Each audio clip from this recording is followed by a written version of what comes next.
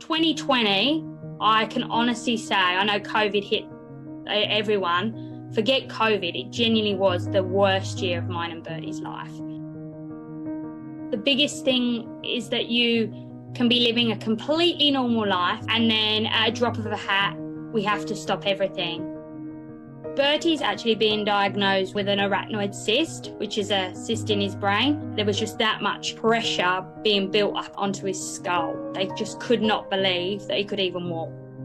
He's had 10 rounds of brain surgery and every time has been eventful. 3 emergency care flights, 10 weeks in hospital. For up to a year he couldn't walk. Physio, body combat, play therapy, OT, speech therapy. It has such an impact on how we live our life. That's why Starlight's so amazing, because my baby had 7 rounds of brain surgery in one time and I was completely on my own. They were my saving grace for entertaining Bertie, being a support network. The captains come in and they just want to be like that burst of energy to really cheer Bertie up. The captains would sing, read stories, play with their little ukuleles, be silly. When you're in hospital for a long period of time, you do want to have that escape. I remember heading into the Starlight room and the captain literally made this fake road. Bertie could use all his cars because at the time he was just obsessed. And the idea was that we needed to get Bertie to walk. Bertie was climbing, was walking, so we filmed it and then showed the doctor when we went out. Prior to going in, no one could get him out of bed. And yeah, like I said, that captain just got it, like I would never have even my imagination thought of that.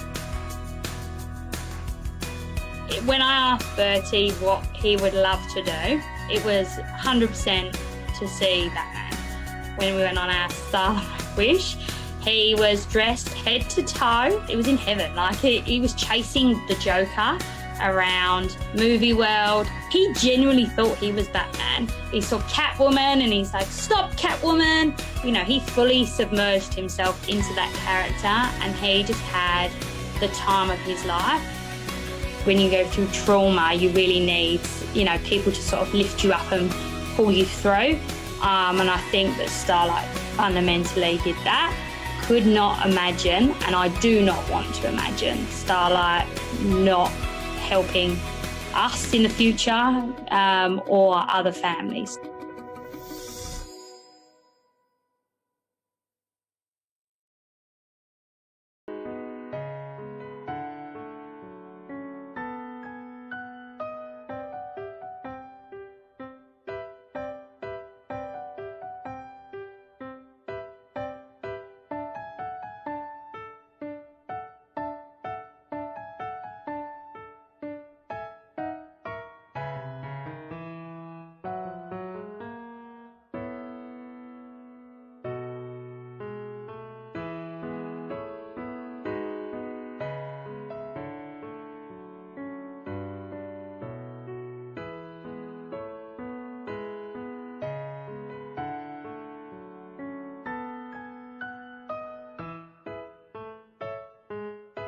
These kids go through so much in their life. For them to have whatever their wish is to come true is just amazing.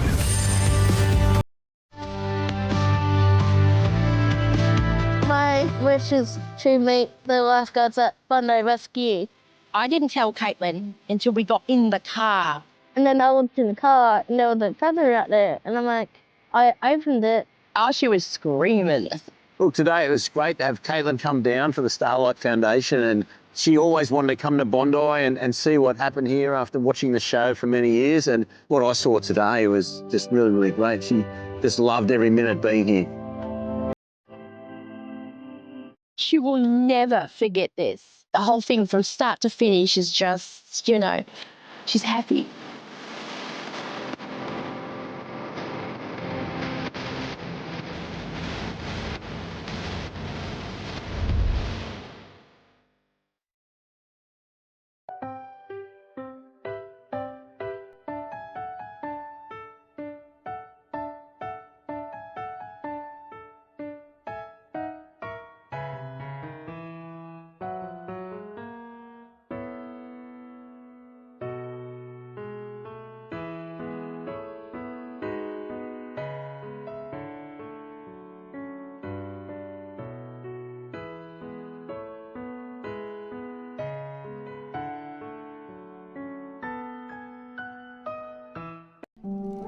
When Thea came along, being the second child, she just slot right in. It didn't take long for her personality to come out though, pulling faces at strangers, and she just always had this cheek about her. So she was born to just fit in and be so easygoing, but also just make her presence so incredibly known. When Thea got diagnosed, it was completely out of the blue. John just made a comment that he'd seen something in her eye.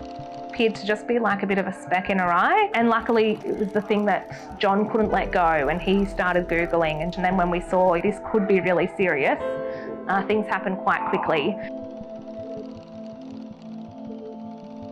I think then the toughest part was once we'd made the decision of how we were going to treat Thea and explaining that she was about to lose her eye. She was 2.5 at the time, but her sister was very much aware. And we then saw her in the bathroom, like covering one eye and looking around, and she was already thinking like, what's her life going to be like? In the blink of an eye, she'd gone from being so happy and healthy, to losing her eye. After we came to hospital, once we were admitted, our first real interaction with Starlight was pretty much that day when we came in for the enucleation, where straight away the Starlight captains were there waiting for us, and as soon as we got there, it instantly changed the mood. Like even for us, as soon as we saw the captains, they were playing a music while she was getting her eye drops, and they just completely changed the experience. Where it was really good. Every admission following, the first thing she asked for is, are the captains going to be there? Yeah, coming up to the Starlight room and changing, that negative experience into playing and having a fun time, was just invaluable. It was second to none. I could say 100%. If Starlight had not been around, I think it would have been unbearable for her. Thank you, Starlight.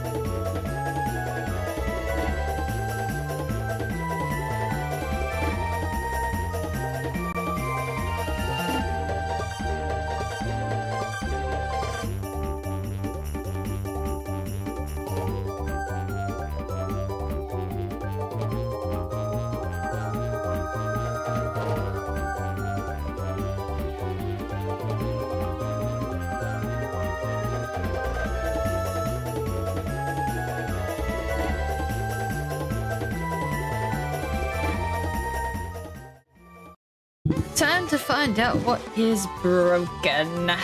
Whether the month I haven't streamed. Let's have a quick squiz. Oh, hold on. That can go off. Oh, maybe I have to redo all this. I know that can go off. Or, hold on. Let's see if I can get a quick squiz into this. How does this sound? Advanced properties.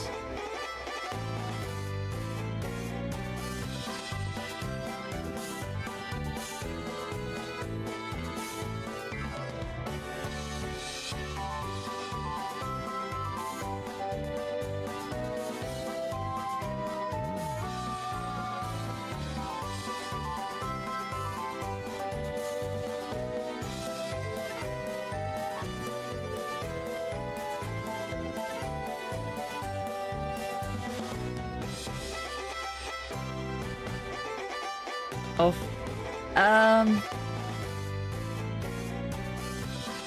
Alright, let me quickly undo all that. It sounded fine on the last stream, but in this one it sounds like arse. Filters. Turn that. They're all working. I mean, Nah, I think I'm gonna revert it. Where is my old settings? I did put some of them in. Personal notes.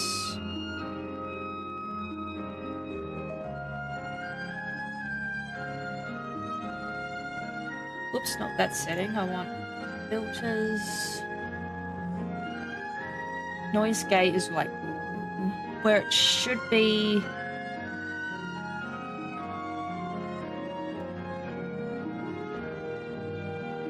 Bad boy is off.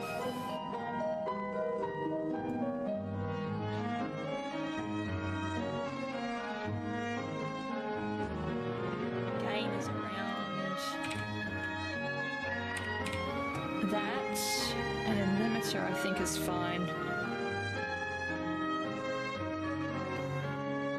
Test. Oh, my limiter is way too high. Test. Yeah, we're getting up there. There we go. We want around that. There we go. And then maybe stick the gain. Maybe there. And then I'll fuck with that later. But that should be fine for now. Howdy people! Quick microphone change. I did fiddle with some microphone settings about a month ago, but then I stopped streaming because I had to focus on something outside of streaming, and then I got some pain medications for my foot for the nerve pain, and that took about 2 weeks to adjust to that, so that's fun. And I've come back and I'm sick, so I'm streaming partially sick, which is, I mean, it's more of a head cold, but it's an annoying ass one. Hence the honey and lemon today. Also, I did forget to do something before I started streaming, but we can do that on the fly. Yeah, I mean, as I said, it was nice taking a bit of a break. Thank you. Thank you, friend. Or is the bot still working?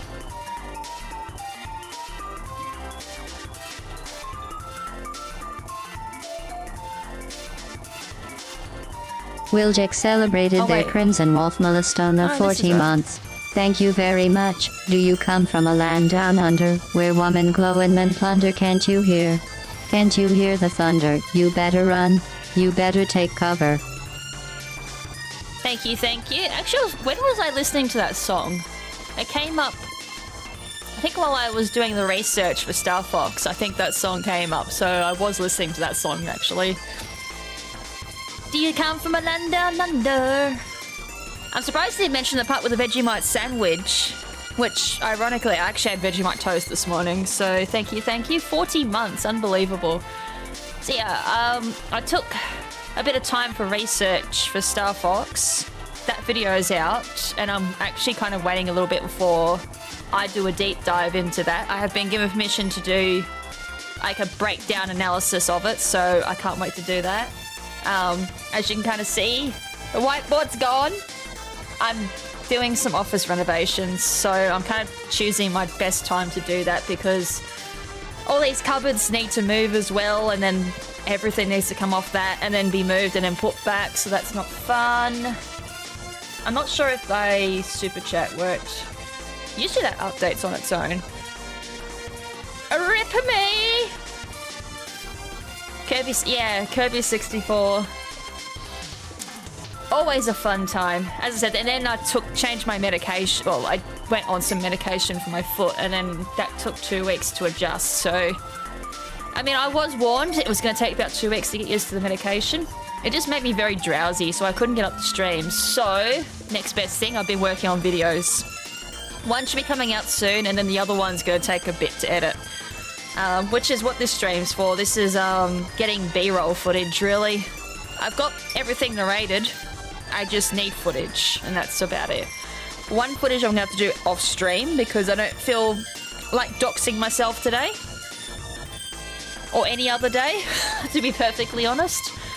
So I'm going to do that off stream, but it shouldn't take me too long. So I need B-roll of getting the Ruinous mons. I have some already, but I might just get some more, just see if I get anything interesting.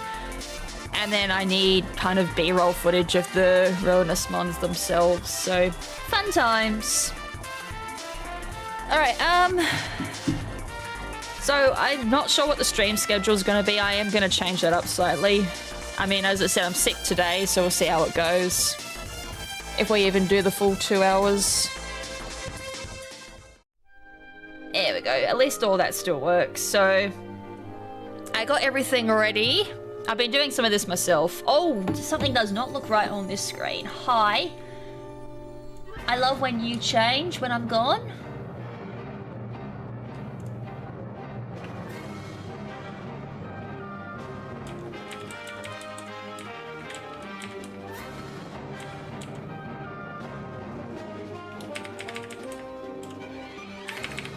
Everything changed when the Fire Nation attacked. Do do do boom boom boom boom boom boom boom boom. Alright. I forgot some of these are a little bit out of date.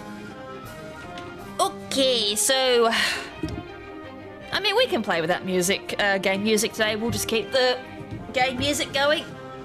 I'm just gonna have to like reset it every time I restart the game. That's gonna be fun. Oh yeah, update. I did get a new world record while I was away for research. I wasn't expecting it, wasn't actually going for it, but I got a world record, so that's fun. So that video should be out when I get around to it, honestly. There'll be a couple of videos on it actually, because Star Fox 64 3D kinda changed the day that happened. So I was like, yippee, I can't wait. Everything is so much harder now. Thanks me for making Star Fox so much harder. But only for 3D. Okay, so I'm gonna make sure everything's off this file before I yeet this. Everything should be off, and I'm pretty sure I cleared it out yesterday. Or whatever day I did correct on. No, I actually was recording. Whenever I do runs, I do record. Not casually. It was like my 3rd day of practice, but I just didn't think I'd get a run like that. That was nuts. Everything should be off. It is. Alright, time to eat this.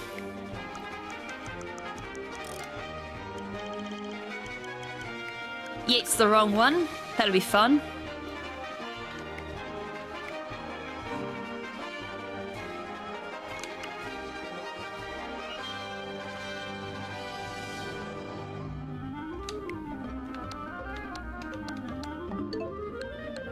Alright. Hit that before I hit the other button. Button? There we go. I was like, button, are we working today? Obviously not.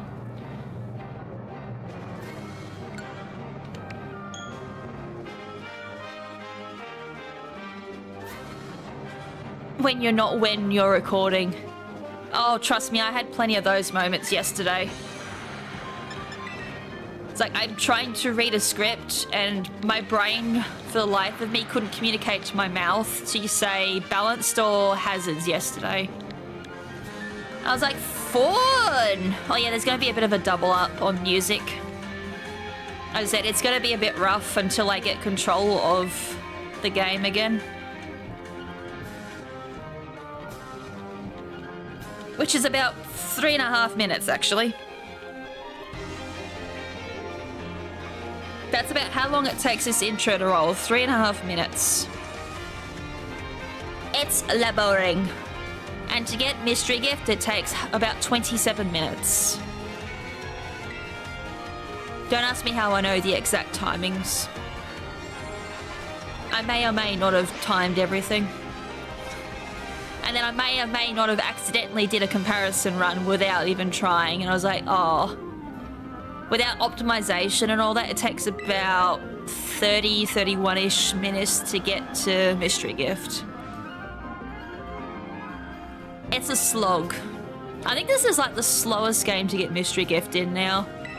Like, I can't think of another game where it takes that long to get Mystery Gift. Or access to trading at all. Usually trading's about 10 to 15 minutes at most, maybe? In most games? I can't remember Sword or Shield's. Ow. But then again, Sword and Shield doesn't really have to worry about that because Sword and Shield's just way better than Scarlet and Violet.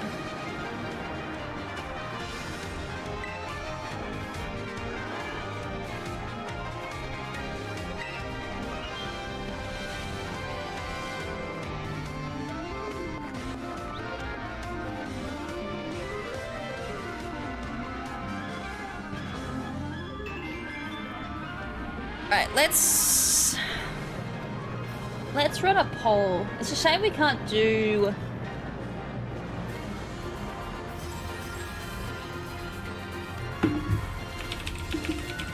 How many...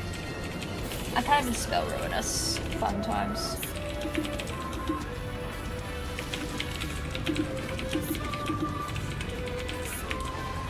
Oh, my favourite song comes on whilst the music's playing. Go figure. Thank you, friend.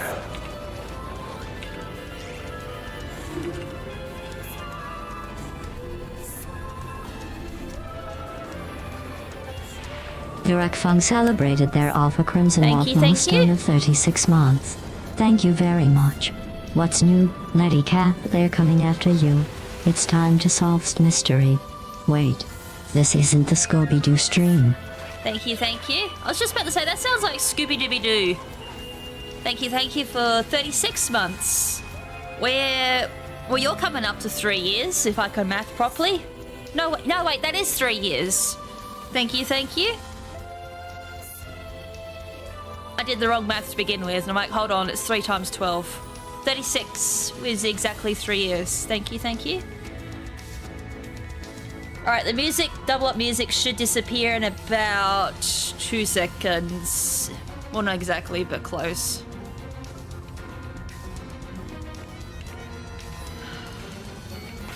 When the game gives me access to options, that is. Move loading on, off, on. There we go. So skipping cutscenes at the start actually does skip cutscenes, by the way. You save 3 minutes. It's around roughly 3 minutes you save. It skips the cutscene with the starter Pokemon. And it also skips a Koraidon/Miraidon transformation after it eats your sandwich. Don't ask me how I know. So skip cutscenes actually does skip. Surprisingly.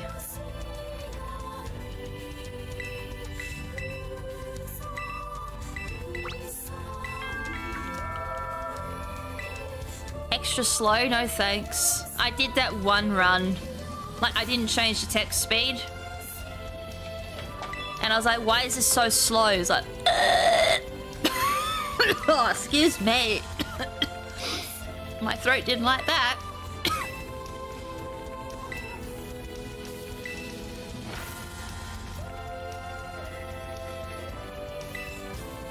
Also, this is one of my favorite songs from the Smash Brothers series. It kind of makes me want to play Kid Icarus, actually.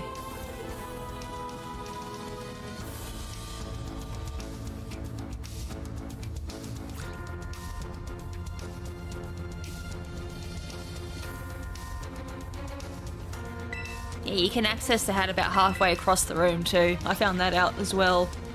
I was like, why can you suddenly like reach out and grab your hat from like halfway across the room? And I just noticed the hobbit planter.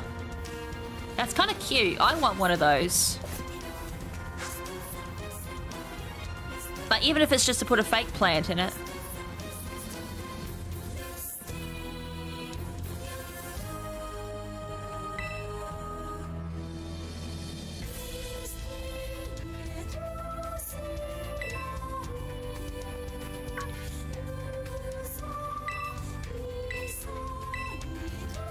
Also, I thought I set this to... No, it should be set to battle.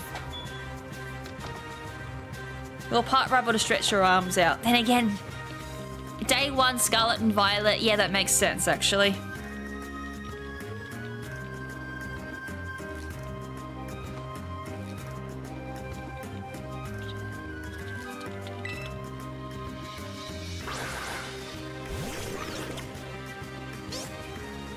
My brain dumb.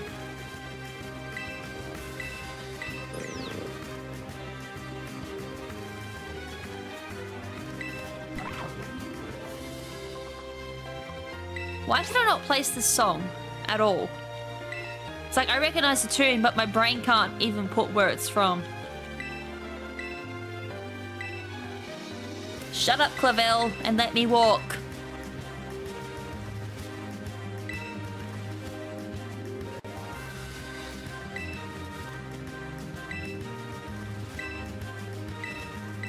Hidden Mountain and Forest. Is it not from a series? It doesn't say it.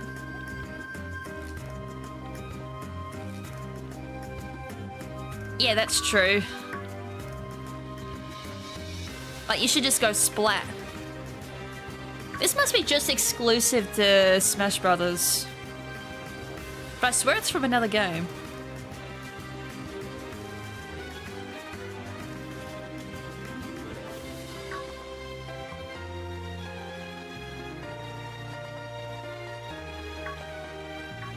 Any second, as soon as we get past this like clear path, you get to run, or that sign. It's like, why? What Brainiac thought that exact moment is when you start running? Why can't we run earlier than that? As I said, there's a lot of questionable moments I've noticed replaying this over and over again. It's like, why?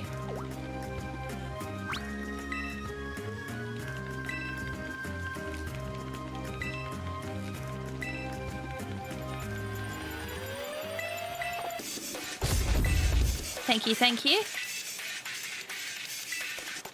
Thank you, friend.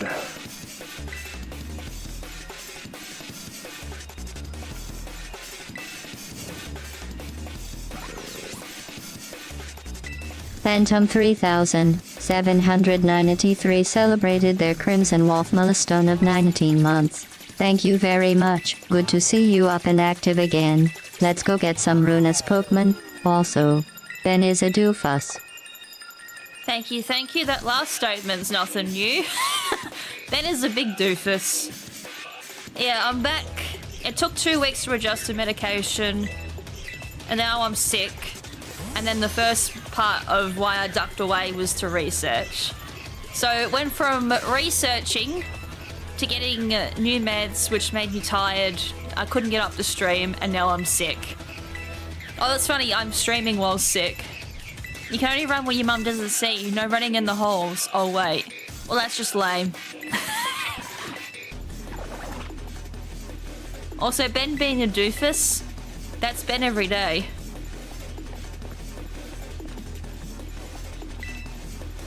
So how many people manage to get a hold of a shiny Koraidon or a shiny Miraidon? Just at least one of them, out of curiosity. Because I've been hearing some dreadful stories about this current event. To be fair, I have my own. Like, we went to go get the codes and we got told it's 1 per customer. And it's like, yo, we need 2. Because we got both games. And it's like, nope, 1 each. I don't want to try. Yeah, I don't blame you. So we had to drive like 30 minutes to go get a second code. Although the only advantage of driving like 30 minutes was A, I got time out of the house, and B, we went to an arcade, and I love arcades. So we spent like half a day in the arcade, which was good. And that also meant Ben finally got more booster packs for theme teams.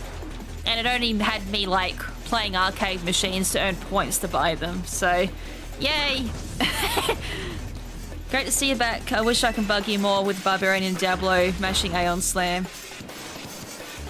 I saw Diablo 4, finally, some footage of it. And I'm like, dude, I want to buy it, but I can't. I gotta save money. I gave up looking at GameStop today, ended up looking at figures instead. That's what happens every time I go to my EB Games. Like, our EB Games is mostly figurines and, like, pop culture stuff now, instead of just video games. Like, I think a quarter of the store is now video games. I mean, they used to sell the Diablo figures, so it's kind of good they're not there anymore, honestly. But I still have money on my online account, so I might still snag a Diablo figure. Or a second deck of Kane, just so I can have it out the box. I have one sitting up there, but I would like to have one out of the box too.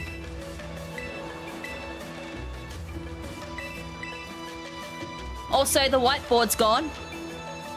The whiteboard's permanently gone from that corner. I've moved it.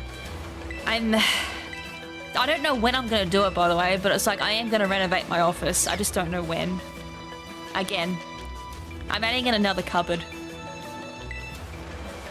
Because I got, like, all these cupboards, and they're still not enough.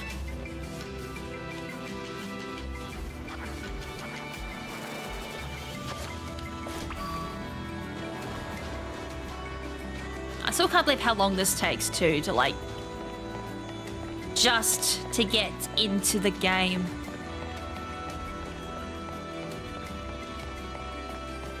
As I said, it takes about 27 minutes to get to Mystery Gift if you use the optimal settings, and about 30 to 31 minutes without it. I haven't really seen any more Diablo figures at the shop near me. I think they're going to have to try and moles instead. Maybe that's a blessing. I don't know. As I said, it's a blessing for me. As I said, I don't get tempted. I mean, since I'm not working, it's not like I've got spare money to splurge at the moment, so RIP! Probably a good thing I can't see them.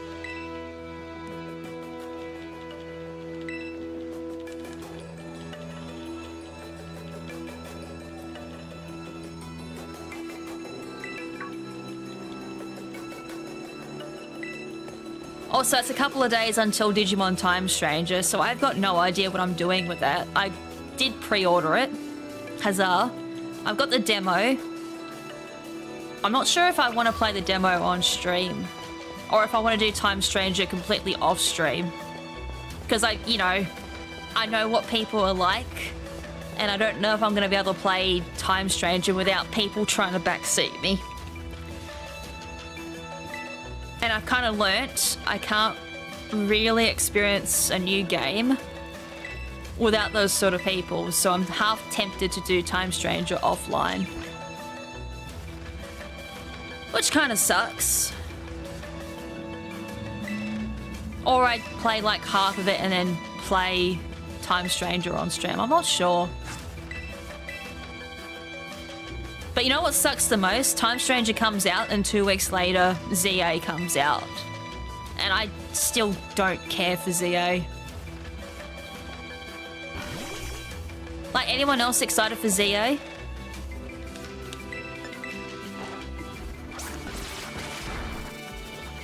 Also, what do people think about this DLC that they announced? Like, I'm still trying to work out what type of DLC it is. It's like, is it actual, like, new content, new areas and all that coming out? Or is it just items? Main reason why I've been skipping on Ben's other streams, besides his Nuzlocke and... Oh, yeah. I think I saw, like, Stadium or something like that, or maybe even a battle stream or an egg stream. I woke up and it was just on my timeline while I was scrolling, so I was, like, doing a brief watch. And it's like, dude, It's like, how are people backseating a bloody egg stream? It's like, do you not respect the streamer enough? Considering, like, he does battles every day, he knows what he's doing. Why are you backseating? I know, that's the part that really brain scratches me sometimes. And TCG, it's like you're backseating a first-time playthrough and robbing of potential experience that he might need. That's the main reason why I don't like backseating. It's like you're taking away learning experiences that the player potentially might need for later on to understand how the game works. Also, there's a Joey Wheeler deck now in TCG. I did actually make a Joey Wheeler deck with what I had at the time. But now since he's got me a trainer I can grind the mystery booster pack from, or even laboratory, I might be able to build a better Joey Wheeler deck. I did test one out in my own file just to see how it worked, and it should be fun. He's totally not gonna rage. Like, I found a couple of really, really interesting gamble cards. Other than, like, gamble, you can throw in, like, a particular Meowth card that doesn't evolve, and it's got, like, Lucky Cat Punch, which is completely RNG, how it works. And then you can also throw in, obviously, the Executor card. Its main move, Big Egg Explosion, is RNG, based off coin flips. And what was the other one I found? I found another card that was completely RNG. Oh no, and then I threw in Kangaskhan, because it's great for kind of getting the cards into your hand. That one. But it's also, its main attack, if he does end up using that, was completely RNG with coin flips too. Stadium is the worst. Need to use those Pokemon that's... oh. And half the time they don't even get it right, by the way, for Stadium.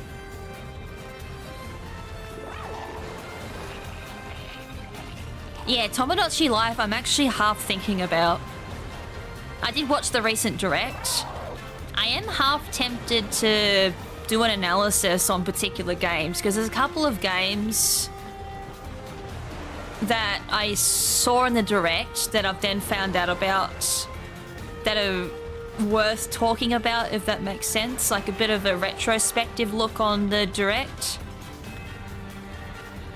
I mean, there was a game called Dinkum. I mean, laugh at the Australian sounding name, but that... whew. Let's just say the Switch version I've learnt is a scam. And what they did for the promotion for it is very scummy. And I don't know if that was the publisher's fault or if Nintendo themselves did that. But whoever was in charge of that trailer direct for Dinkum, oh, that was super scummy. That was scummy as fuck. So I hope no one bought it. Because that's not a Switch exclusive game. It's actually first released on PC, and the trailer used all PC footage to make it look all fancy. And then you load it up on the Switch and it's nothing like the Switch Direct trailer. It's like, oh, that is... that's some red hot spicy scumminess. Hi, Houndoom. And then obviously like Pokopia. Haha, Cope. I'm actually looking forward to that, because the first thing I thought of when I saw Pokopia was Dragon Quest Builders, and I'm obsessed with that game. It's got the same style, it's similar story. So we'll see where that goes, if it's anything like the current situation with haha. And then the funny part was Power World's like, hi, we've got something coming out too called Power Farm, which basically took the piss out of Nintendo in the trailer. So I'm getting that too. I'm definitely getting Power Farm. If anyone saw that. I'm definitely getting that. It's Power World meets Stardew Valley and maybe a little bit of Animal Crossing, but mostly Stardew Valley. Actually, actually looked really good, and apparently that's been in development for a year. So they released that about 11 or 12 days after Pocopia's Direct. I just found the whole thing hilarious. This end today? No, this ends on the 30th. 30th of, well, 30th's the last day.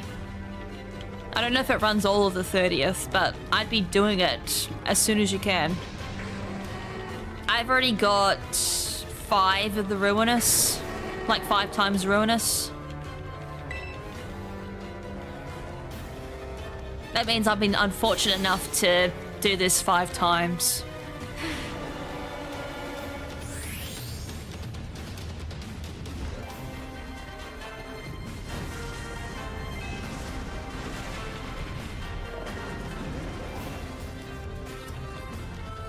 I'm trying to think what else in that Direct I really got excited about.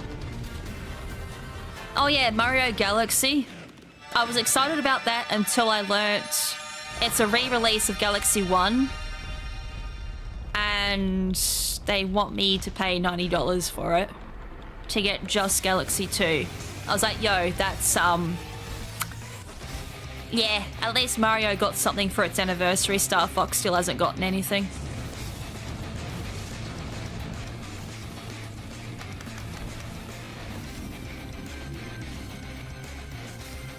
I need to get back into Mega Man. I have the Battle Network collection. And I didn't realize that when you died, it went back to your last save. So what did I do? Not save. Although I did actually learn something really interesting about Battle Network recently.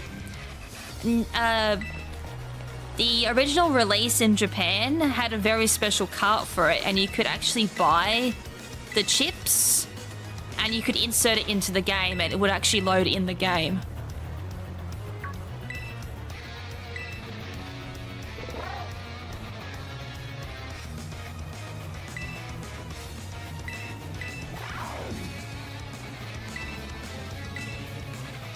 So I was like, if I had some extra cash laying around, I would so hunt that down. Because that sounded amazing.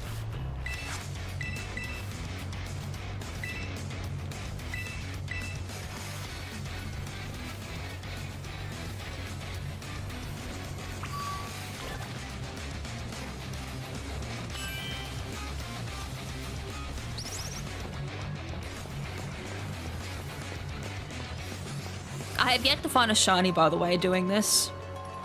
I'm half expected to find some sparkles.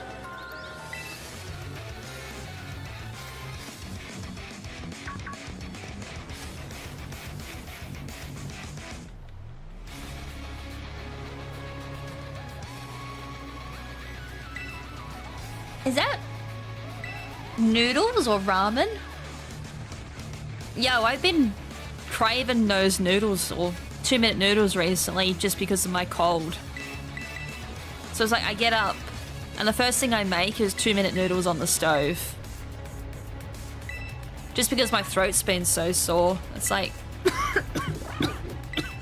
nothing better than a bit of hot salt in the morning. Or in my case, brunch.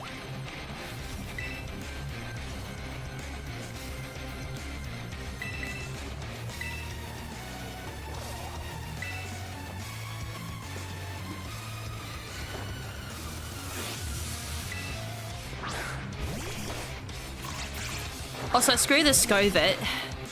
I think I've had one run where it's a 3-hit KO.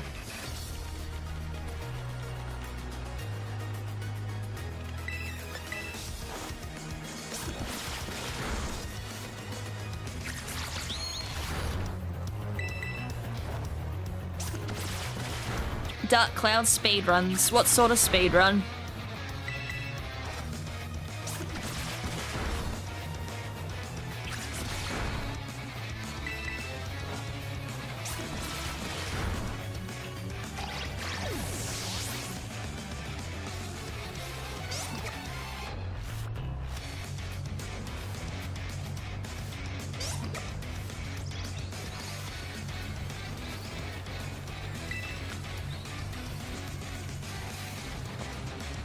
How I caught the cold?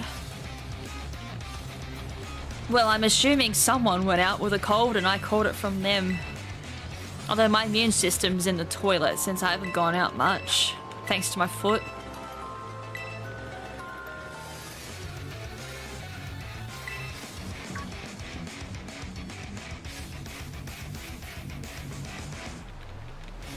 Although I like the fact I've just started going out again, thanks to being able to control the pain, plus moon boot and crutches, and then I get a cold. It's like yum. Great combo.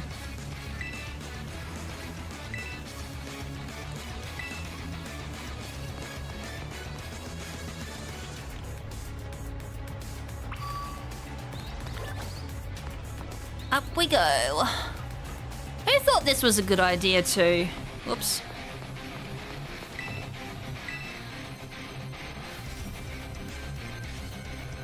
It's like you get to this point and it's like, oh my god, shut up.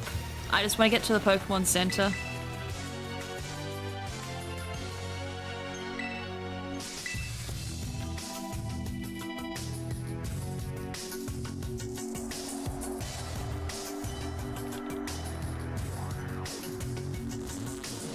I kind of wish this was optional, coming up here and seeing her.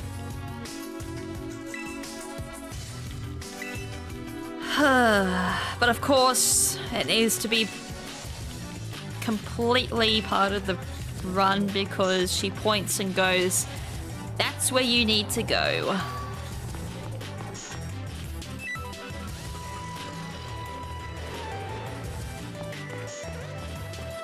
Also, why does it say go back up there? I'm genuinely curious. I think I've done it before where I've pressed that button and it puts you back up top of the lighthouse and it's like, dude, I walked the way down and the game wants to treat it like I've fallen down. Why?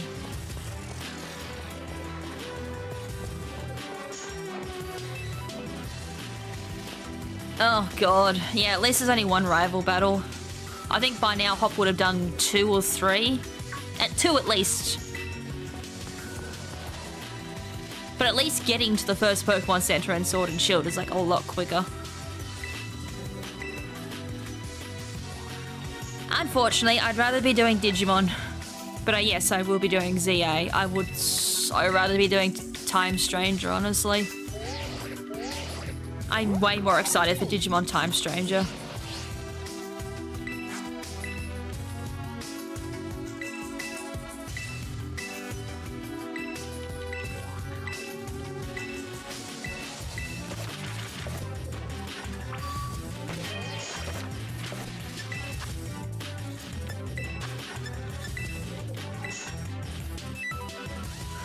Well, that took about...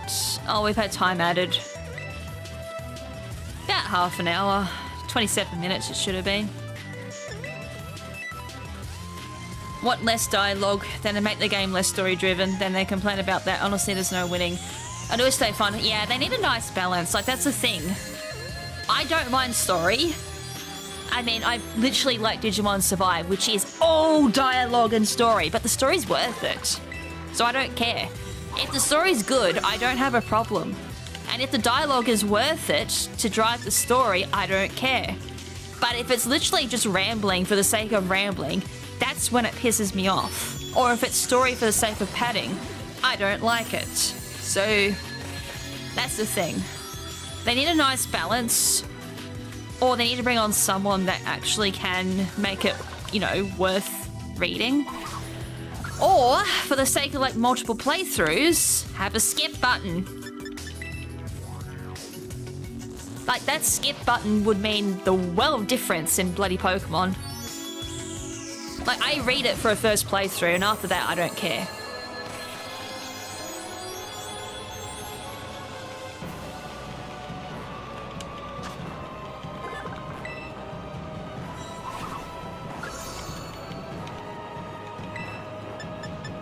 I mean, we have skip buttons in Survive.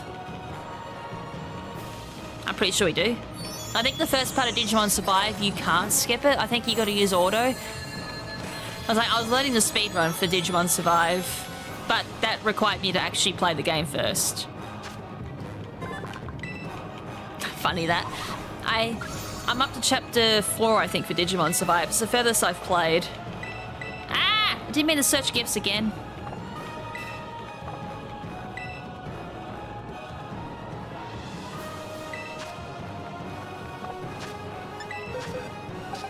Also, I'm pretty sure Scumbag Ben tried to use the Ruinous mons, didn't he, for his Nuzlocke? And I'm pretty sure he's trying to get his weasel his way into using Koraidon Miraidon too.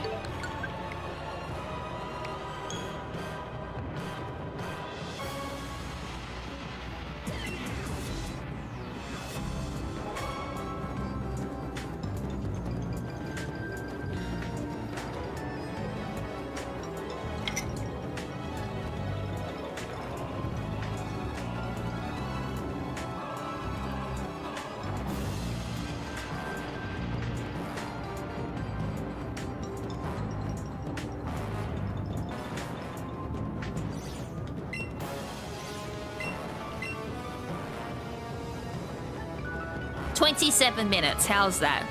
I don't know if it was smack bang on the head, but it was close.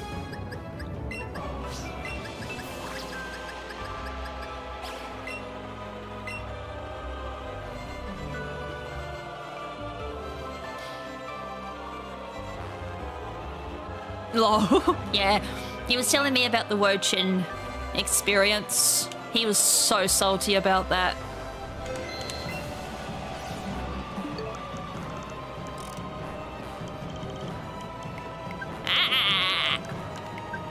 Doing this fast. At least I can't. Ow! No, don't do that. Delete my home data. Yeah, that's not a good idea.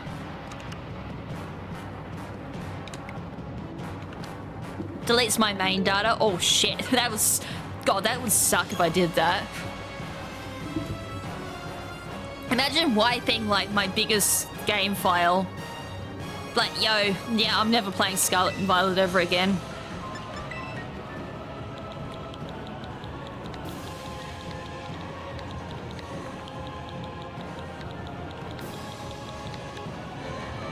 So there's going to be double up on music again, I apologise. Once I get in control, I can turn the music off.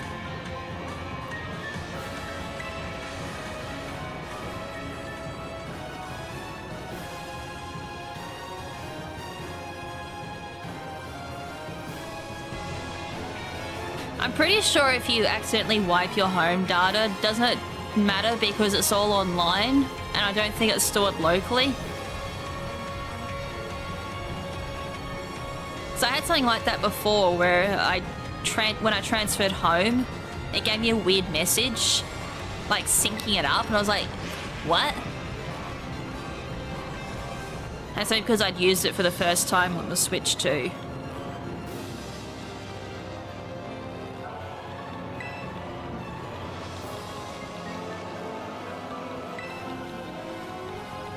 Switch 2. I mean, you can tell by the UI. It's all on the internet. Yeah, that's what I thought. It's like, even if I accidentally removed my home data, I don't think it matters. Although I don't really want to find out. Because that main file is like where everything of mine is stored at the moment. Because I haven't been bothered to go through and sort my homes out. I think I have 3 different homes. One was dedicated to Dittos, one was dedicated to, I guess, just Pokédex stuff. And the other one's like all my competitive mons. So if I go to a new game, I can just transfer over a breeding partner very quick, or I can just use it straight up if I want one from Scarlet and Violet or something. I was going to say for transfers, but that doesn't fucking matter anymore, does it? Alright, sleep now, work in the morning, gonna celebrate my birthday. Yo, happy birthday! You're probably like just a little bit younger than me. I mean, I have to celebrate my birthday with ZA, so have fun.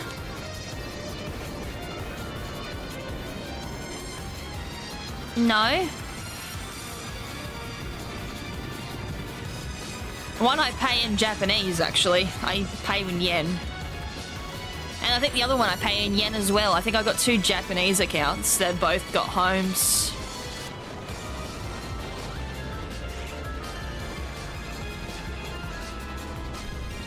I mean, I probably have a 4th, I'm not sure if I've done anything with that home yet. But then again, I've kind of noticed, I don't know if it's because it's part of the family plan, but I'm pretty sure like one of them just comes out of my family plan.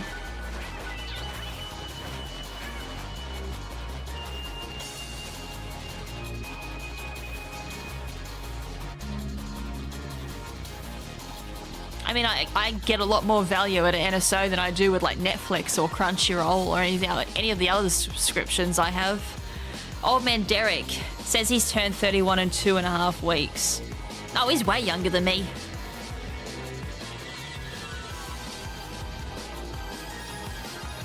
Although to be fair, I turned 30 and everything went downhill. Like, I've lost count how many times I've had to give my birth date and my birthday. It's like, that's gonna change soon. Like, I've been constantly reminded that I turned 33 this year. It's like, I am definitely in retirement home status for gamers. At the moment I turn 40, it's like I'm technically a fossil by gamer state.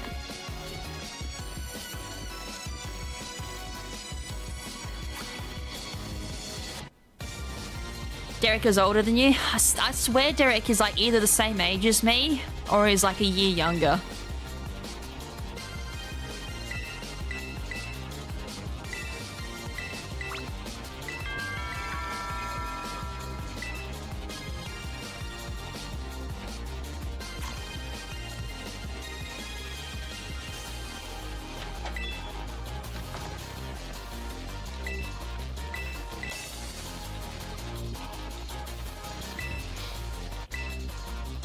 Oh, I have to tell my whack-a-mole story.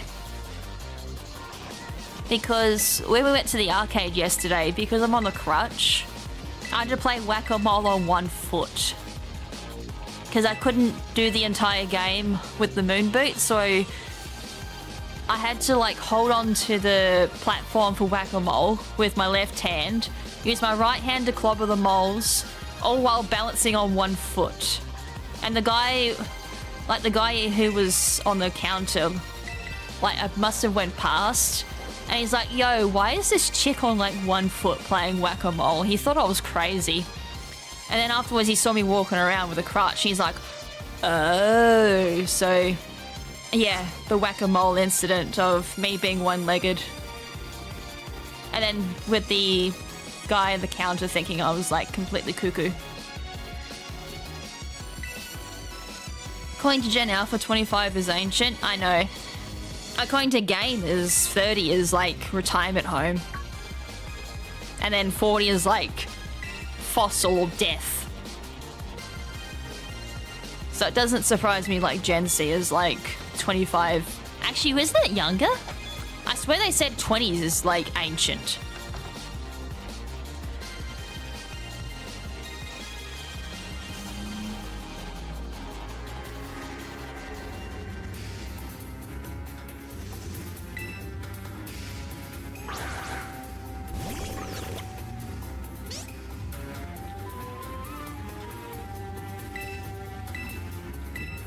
I could switch it up and go for another Pokemon, I guess.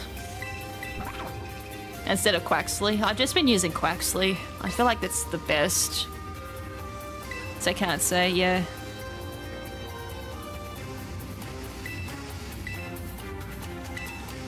I think it just depends on, like, whoever you're talking to. Some of them kind of respect their elders. And by elders, I mean, like, anyone in their high 20s or above. And you got others that just like just don't give a shit. And they're like, ew. Now, anything over like 20.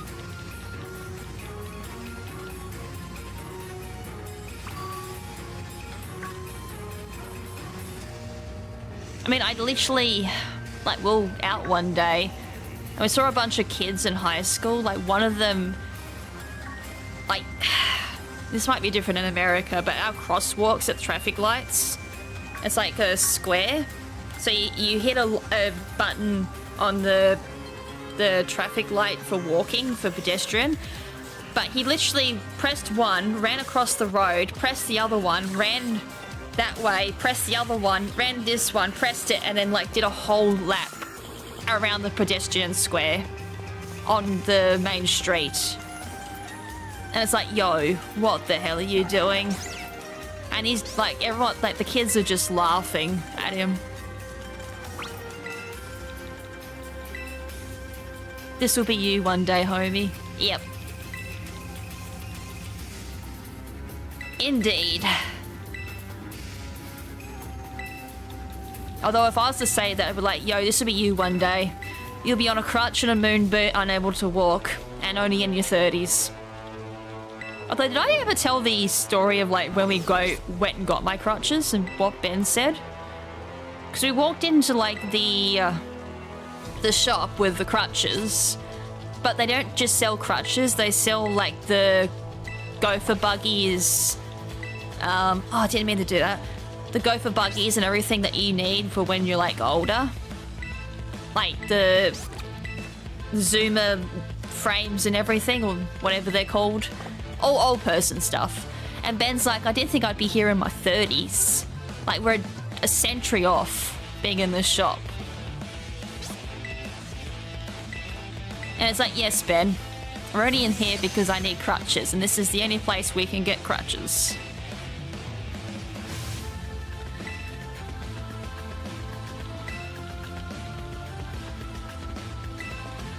And crutches for cheap as well. Otherwise you go through a hospital and you gotta rent it out, and it's like, yeah, no. I'm gonna need like crutches for a year. I ain't renting it for a year. I'm just gonna buy them straight out.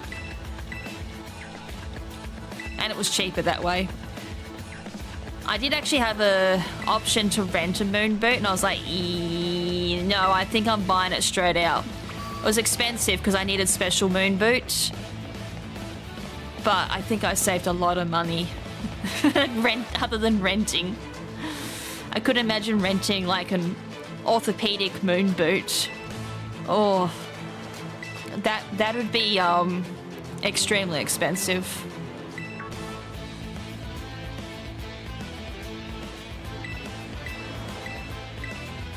I know that too. I had to buy an extra accessory too for my other foot so it all evens out, because the orthotic moon boot adds on height to your left foot. So then I had to get an extra bit that lifts up my right side too. So it's like, yeah, I paid an arm and a leg and a kidney, but it was worth it.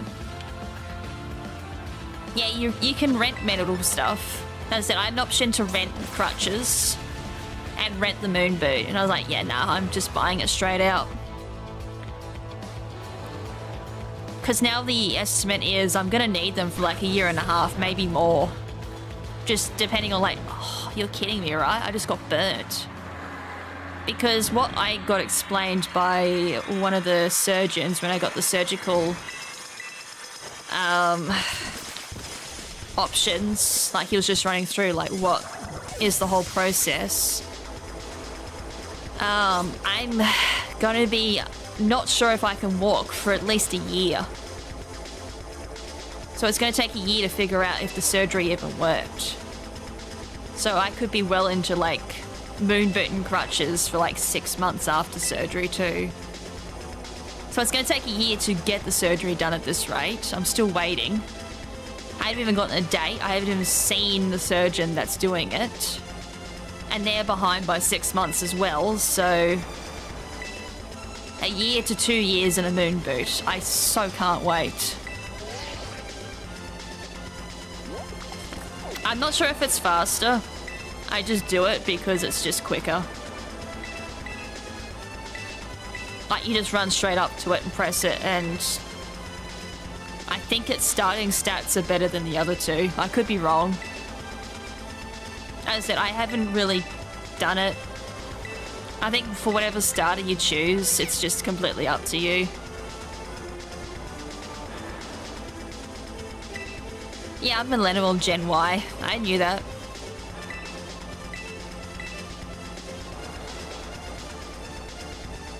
Yeah, we're currently... Well, we're actually in... I hadn't heard beta before.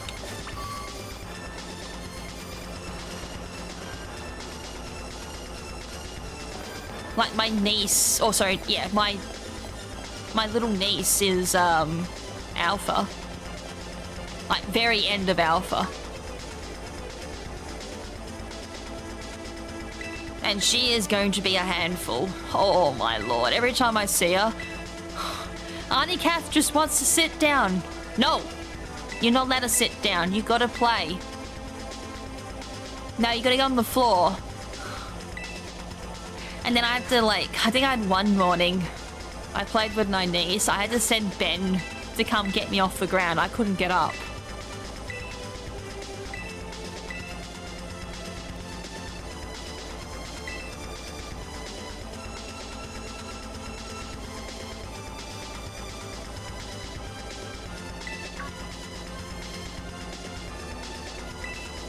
I don't really care for narrative because the game's gonna get deleted. Like, I'm needing the save file after I've got my Ruinous mods.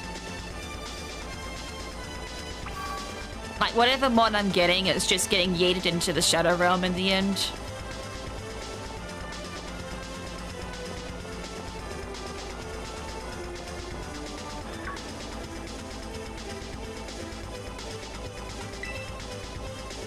I can't believe it's been like... Hold on, how long does it take? 6.5, I think it was. 6.5 minutes to do the Nimona battle. So we're up to about... I can't math. 33 minutes? Should be about around 33, 34, maybe 35 minutes. Just to get to this again. Me trying to math.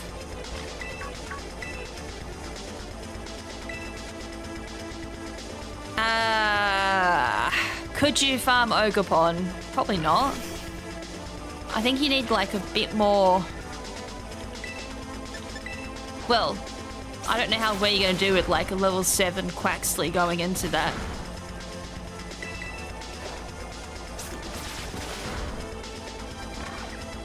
I think this Quaxley's decent. That was a 2-hit KO.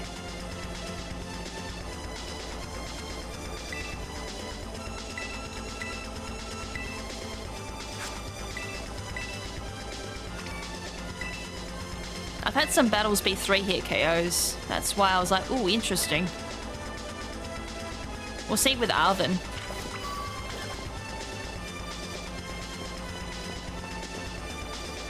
I mean, if this was Sword and Shield, you could easily farm a couple of other things while doing it.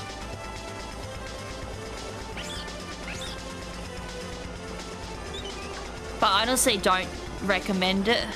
I usually have an extra file for that.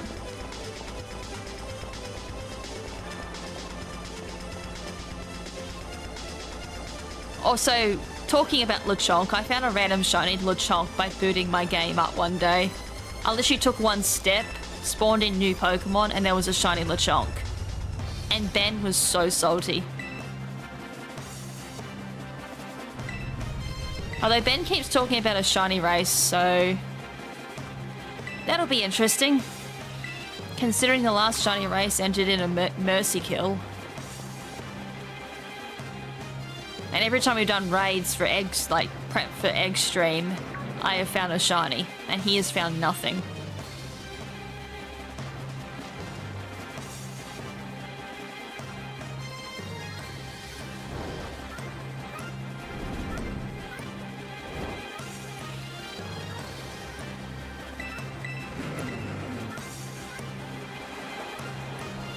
Yeah, he wants to lose another race, but we're trying to figure out when to do it, because it's like... The next, I guess, occasion is technically my birthday, but ZA's out on the 20th, and my birthday is the 28th, and that's way too close to ZA's release. So it's like, we could do it, but potentially with ZA, if anyone's worked out a shiny hunt method by then, if it's anything like Legends of Arceus, it would have to be done on ZA.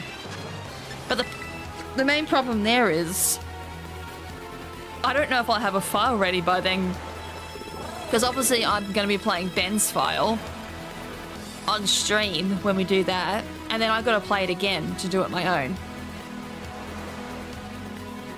So that's out of the question.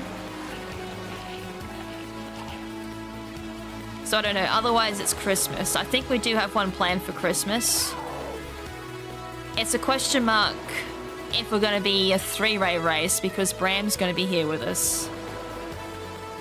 So then I then have to figure out how to set that up, if that's going to happen.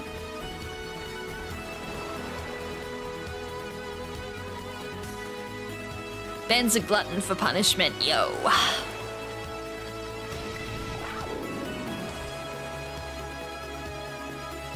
If you just go good.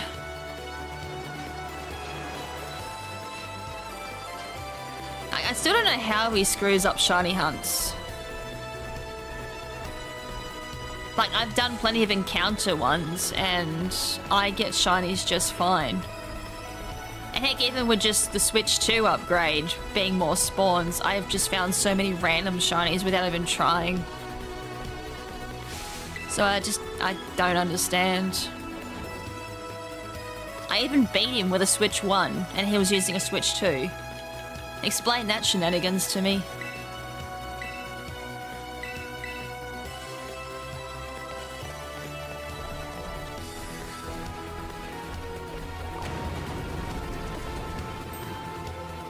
What the hell was that camera? Hi? Game never ceases to amaze me with how buggy it can be. All I'm missing now is a crash at the start when you don't. Well, I've had autosave on, so even if it does crash, I'm not going to lose anything. That's all we're missing is a crash. And I've got the trifecta. Oh yeah, I can't believe too trifecta changes for Star Fox 3D. I kind of hate that. I hate that I worked that out, that the route that we had originally for 80% is slower, and I found a quicker route. I hate that. I hate that I've completely rewritten 80%.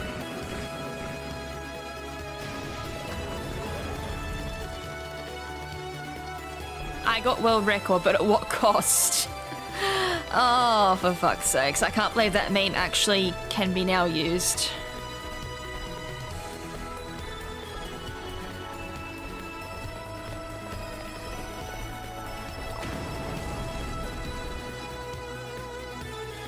Walk! Walk, you overgrown dinosaur.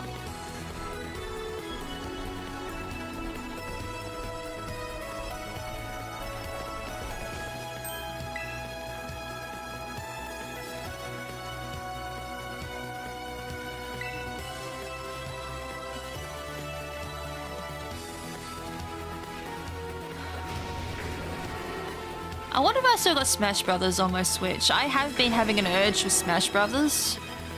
I blame YouTube for that. My algorithm somehow managed to bring in Smash Brothers 3D.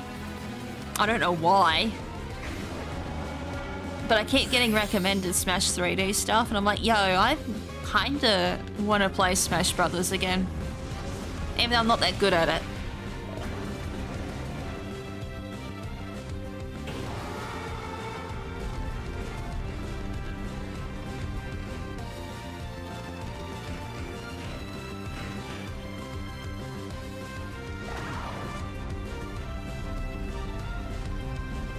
Yeah.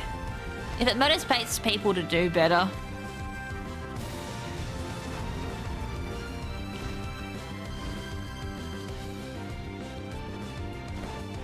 Shut up, the Mona.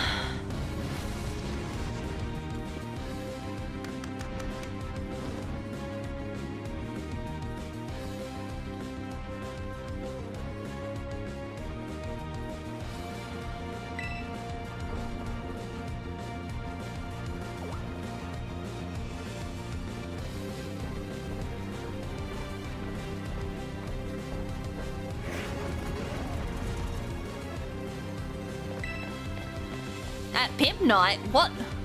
Lol. There's no pimp night here. I don't think I got raided, did I?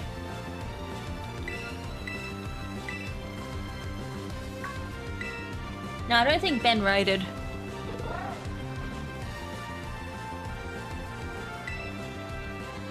Happy little accident. I don't know if I call that a happy little accident. It was 3D. It was theorized for many years, and then I decided to look into it. I wish I didn't now. I mean, it did get me a world record, but I just hate that it's a harder route now.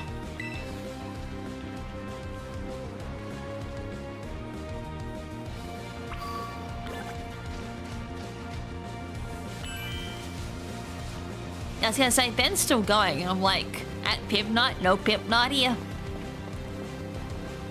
There's no skill issues here.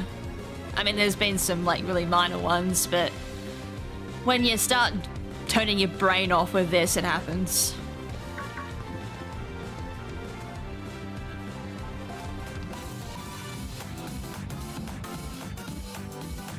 Also, Spotify released, like, this new feature, and I haven't been able to get it to work on PC. It would be great for the music.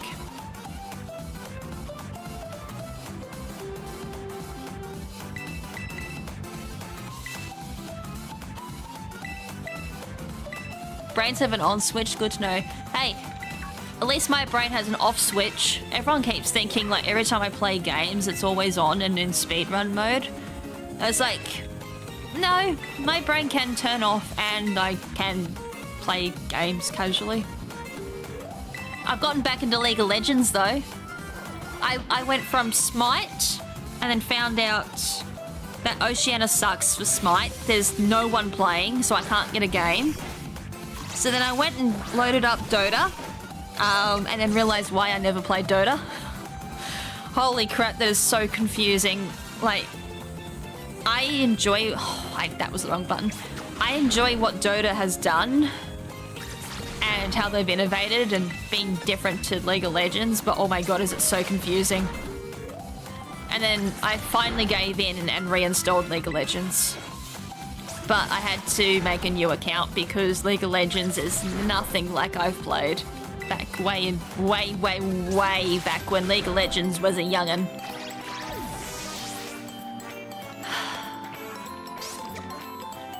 And I'm playing badly.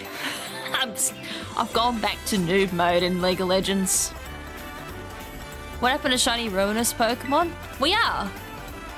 I'm getting the second batch. I already got my first batch. I'm getting the second batch. I'm just getting multiples of them. Which means you gotta start the game over and over and over again if you want lots of them. Originally I was like, I want 30 of each, and I was like, I think that might be the greed talking. I don't want 30 no more. If it means I gotta do this, like... If I want 30, I gotta do it 30 times. How long's that? 30 times 27. Ugh. No, I ain't mathing that. Fuck that. That's too many hours.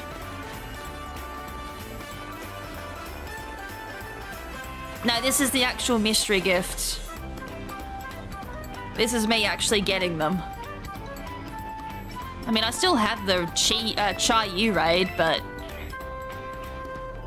I'm kind of holding off getting my mystery gift there until, like, the last day. Or I don't, and just keep the Chi-Yu raid. It has been kind of handy. Like, I've been raiding with Ben. And we've just been, like, farming a whole bunch of candy off it.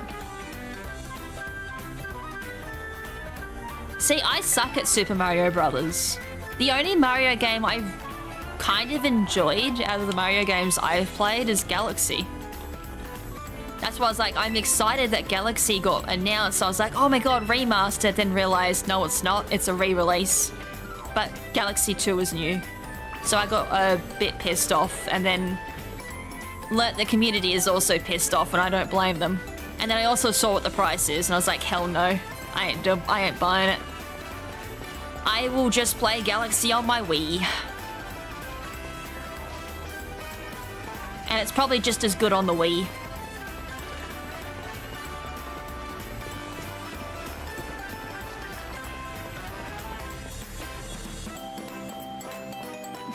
I think you're more persistent than I am, then. I play maybe half an hour of Super Mario Brothers, get pissed off and turn it off. Like, I can't. And not to mention, as I said, I'm not a huge Mario game player either. I don't know, I just never got into Mario games. Excluding Party and a few other spin-off games. I like Mario Party. But the main Mario games I never really got into. I never got into Odyssey. I have it, I've played it, but it never clicked. I just never enjoyed it. Again, I can appreciate what it's done for platformers and what it's done. I mean, DK Bonanza obviously took inspiration from it. And that looks fun as all hell. I'm half tempted to get Bonanza. And I'm not even a Donkey Kong player either. I've only played DK64. Oh, and Country, but that was on Game Boy. And let's just say that experience was something too.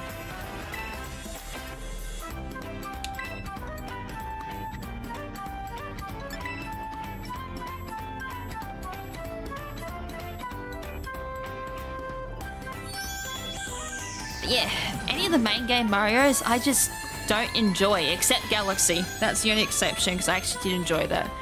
I have a feeling I might enjoy Sunshine. I've never played it. I never had a chance to own it. That's why. But if Sunshine is similar to Galaxy, movement-wise, which I think it might be, because there was parts of Sunshine that did make it into Galaxy from what I saw, then I might enjoy Sunshine. I mean, I think I've made it clear every time I've played Mario 64, I'm not a huge fan of it. But can appreciate the fact that, you know, it was revolutionary for 3D platformers. It crawled so... well, it walked so Ocarina of Time could run. I think Ocarina of Time has Super Mario 64 to thank for how well it did.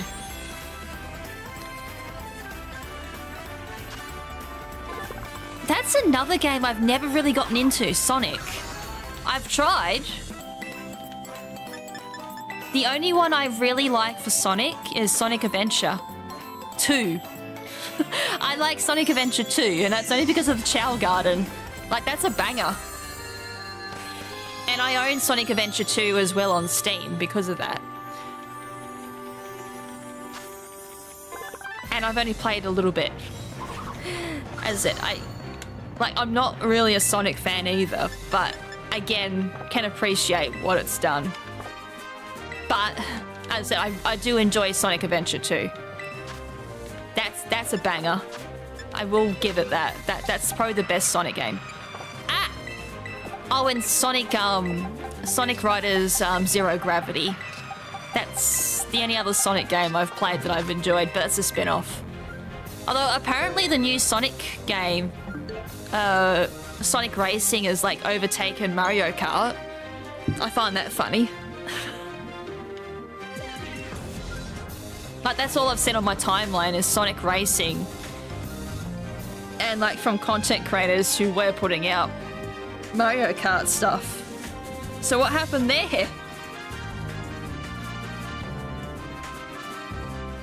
Flood seems kind of annoying to control at times. Well, that's not fun.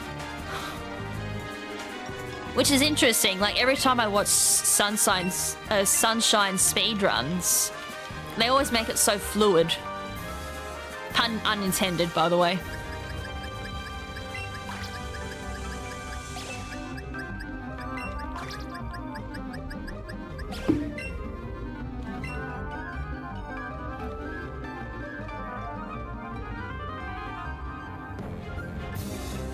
Legend ZA, snore. I'm not even, like, interested. And I'm still a bit sus about this DLC announcement. It's like, I don't know, like, I've seen stuff be announced for, like, items, you know, that you can get bonus items for paying for, like, extra content that way. Like Digimon Survive had it. Digimon Time Strange has also got it too, but it's like purely cosmetic stuff. Like it's not actual new areas or anything if you pre-order with like the Ultimate Edition and all that. But it's like announcing like 2 megas behind this. It's like, is it just items you get with this DLC or is it going to be actual like areas? That's what I'm sussing out at the moment. And it's expensive too. It's like, what the fuck?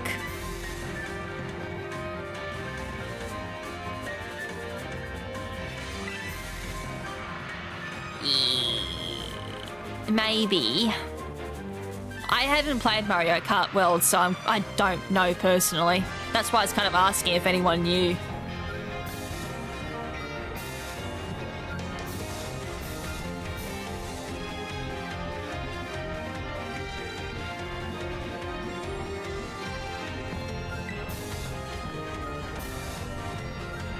Although here's an extra fun fact. I think Digimon Time Stranger is like the most recent game I've bought in yonks that isn't Pokemon. So I was like trying to think, how many like modern games have I actually bought recently? And the answer is none. Oh, and maybe Yu-Gi-Oh! Like, ignore my Yu-Gi-Oh! Purchase of Early Days collection. But I would you even count that as modern? Because it's technically a collection of old games. So probably not.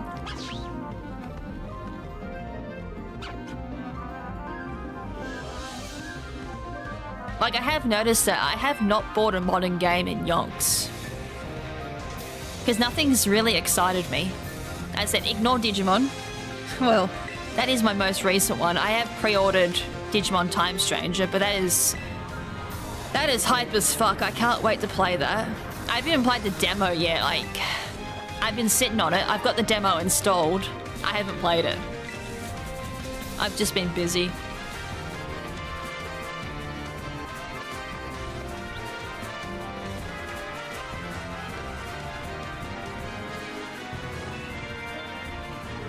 If ranked battles didn't need NSO, I think it'd be perfectly fine. It's just the fact, yeah, that it's now forcing people to get NSO. And it's not just for a single month either. You're gonna need it for like 3 months at minimum. Roughly. Because Sun and Moon did do something like this as well, where you had to participate in ranked to get the Mega Stones. And then just going in and running, that's what I did. Just do that 3 times and that's eligible for a Mega Stone. But this kind of takes it to a new level because, yeah, you do need to pay for it.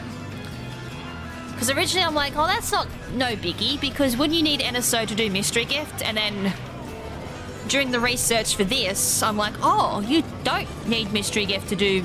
Sorry, you don't need NSO to do Mystery Gift. I was like, that's actually genuinely surprising. And same with raids, you didn't need NSO. If you wanted to raid with other people, yes, you did need NSO. But to access the new events, no, you did not need NSO. So this is the first time an event has actually required NSO.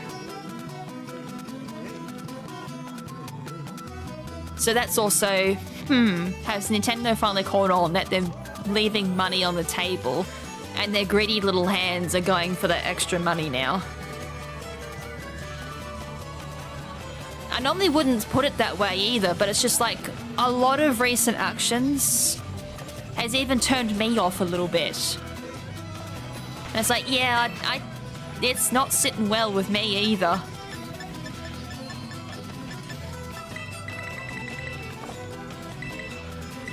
I mean, I'm excited to play Pokopia when that comes out, but a part of me is also like, ooh. Like, if they're gonna be scummy about it, then I don't know how I feel about that.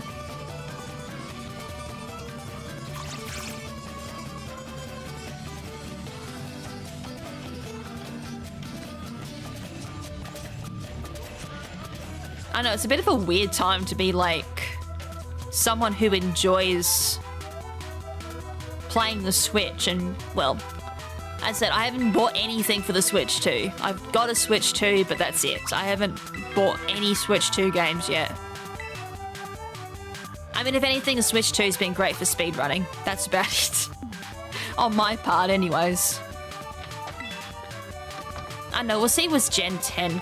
Like, ZA is a write-off for me. I don't think, I mean, I could be wrong. I could play ZA and turn around and be like, oh, this is actually really fun.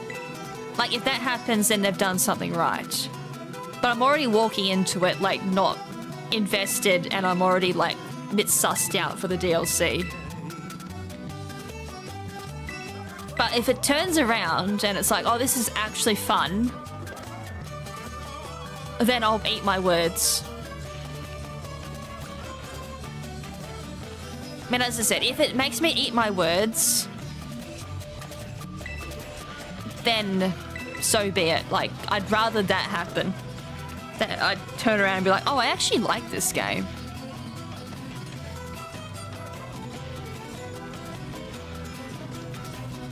I'm trying to remember, like, what game I went into it, like, with a low bar and it was Nexomon. Like, I played Nexomon because I was curious about it. A few people recommended it to me. Started playing it, and I was like, oh, this isn't, you know, too much to brag about. I think it was like halfway through the game, I was like, oh wait, I actually like this game. That's kind of why I have a lot of respect for Nexomon, because it managed to convert someone who went in with the low bar and then walk out really liking it. That it ended up making me go back and play the first Nexomon.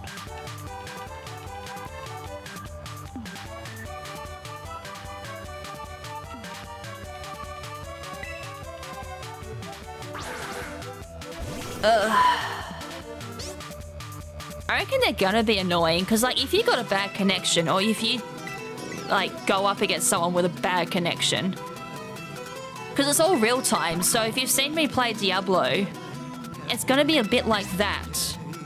But instead of, like, you controlling your own person, you're controlling Pokemon? Were they automatic? I can't remember. Did they just move on their own? So I'm trying to think, is it going to be a little bit like auto chess? I think you could control what they did, but you couldn't control their movements. I can't remember. Someone's going to have to remind me on that one. But either way, bad ping is going to make it horrible. And if they connect you up with Switch 1, well, you're fucked. If you're going up against Switch 1 against Switch 2, you're double fucked.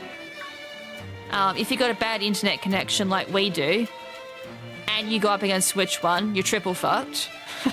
Like, you're just going down the list of, like, what could potentially make online battles bad. If it's just just have to participate, like, literally just go in and then quit 3 times, I'm just gonna go into ranked, go into all my battles and just click run or surrender immediately, like I did for IC to get my Mega Stones. I mean, unless, of course, like, I get really invested in the battle system. But then at that point, why play ZA when I can just play Diablo? As I said, I did see Diablo 4 footage recently, and it made me want to play. And I was like, no, no, no, no, no, no. That means I gotta buy it.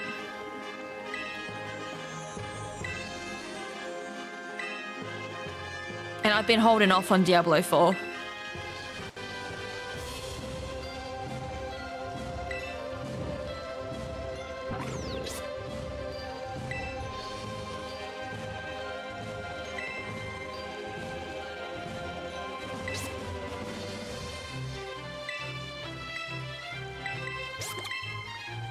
Now I've got to spam the B button.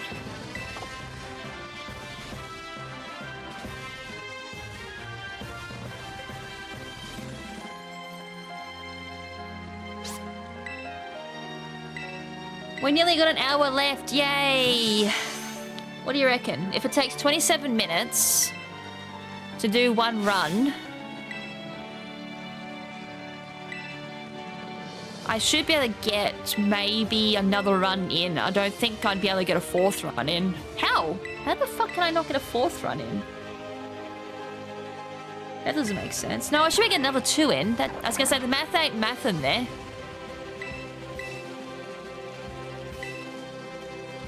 27 minutes times 2.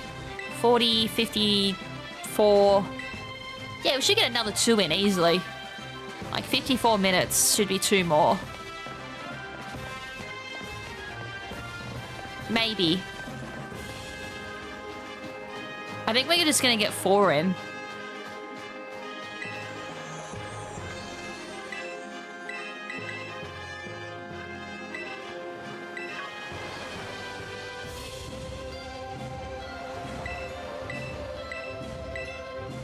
Oh god, trying to do this on Switch 1. Oh god, maybe I should test that. I still have my Switch 1. I'm literally looking at it right now. It's not gathering cobwebs. I actually do have a use for it. I should probably do a run with Switch 1 and see how bloody slow it is on that. 27 is probably going to turn into like 35. Maybe. Depends what the conversion rate is. Like if you do lag reduction strats, it could be 35. I think one of the lag reduction strats is just you mute music, sound effects, and all that. Obviously text feed fast. Turn everything off. Skip cutscenes. It'll be interesting. And then, what was the camera movement you had to do? There was a particular camera movement you had to do. Just to reduce the lag. Although in some places it doesn't matter what you do with the camera, it just lags.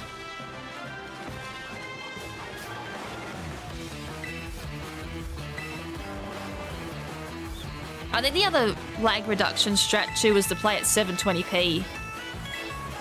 Because playing at 1080 made it lag. And for a very long time, I actually did have my Switch 1 set to 720. I didn't even notice. Because everything played actually pretty well. Heck, even Diablo 3 played decently at 720. And having constant frame rates there is worth it, especially on high torments. Although I have noticed on Switch 2, a lot of games didn't get an improvement. Starlink's one of them. Because I'm pretty sure I'm running up against people with Switch 1 still, and we're about the same. I was like, rip. No Starlink optimization for Switch 2. Hi, Animal Crossing. I thought for a second I was speedrunning New Horizons.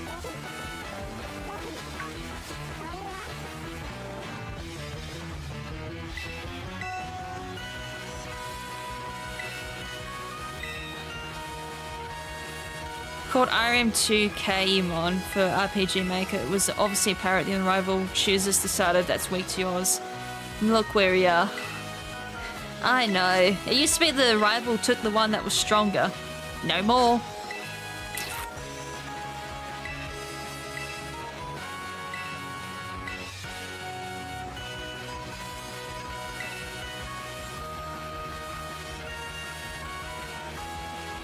I've seen a lot of parodies for Pokemon over the years. But it's just funny that a lot of them actually end up coming true. Which is a bit of a sad thing, actually. It's like, wow. I mean, even I say it, like, Pokemon's a bit of a shell of its old self.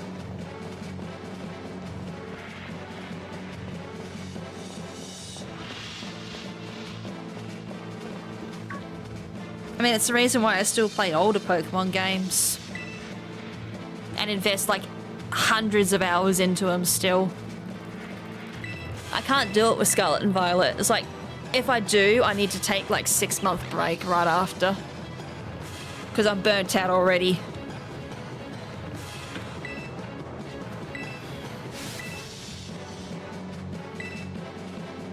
Yeah, it's all normal. I mean, I'm still waiting for, like, another silver to happen. Or even, like, a... Depends on, like, what region you want to say here. Like, blue/red. As I said, depending on version. From Gen 1. Like, just the asshole rival. This is a 3-hit KO. This Quaxley sucks!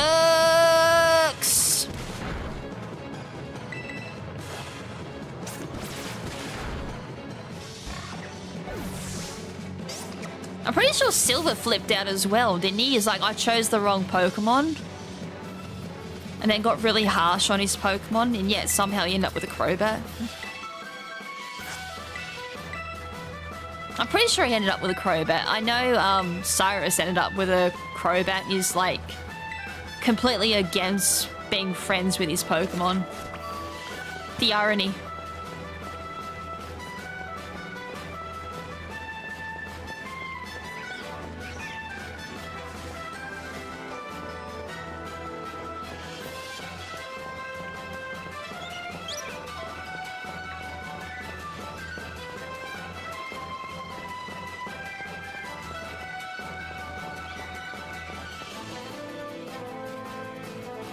Gen 5 and 6 had multiple rivals. Hugh Haw, whatever his name was, is just someone who's trying to figure himself out. I hated How at first, but I ended up liking him in the end.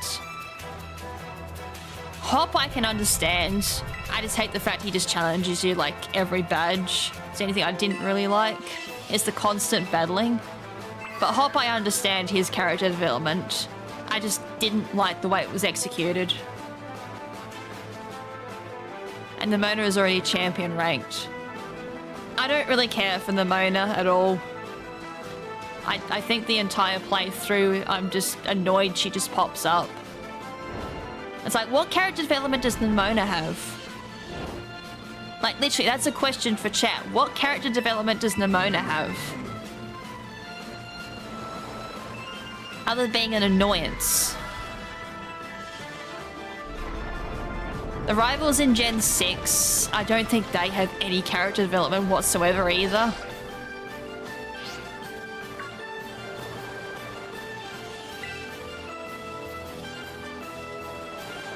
Gen 5, I actually like the rivals, at least in Black and White 1. I don't remember the rivals in Black and White 2. Because Black and White 1 was all about growing up and finding your place in the world. As well as challenging morals. Gen 4 was Barry, and he was trying to find his, well, get out of his shadow of his father, who's a battle tower tycoon, so that was understandable as well.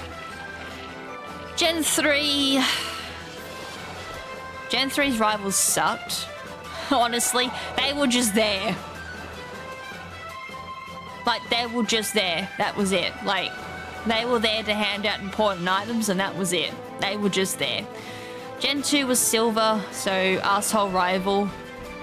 Also partly criminal, which was fine. I actually didn't mind that.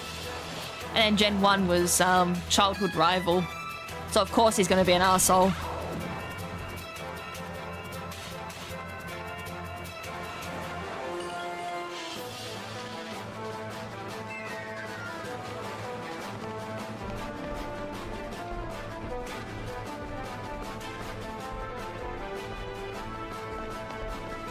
Walk, you overgrown dinosaur.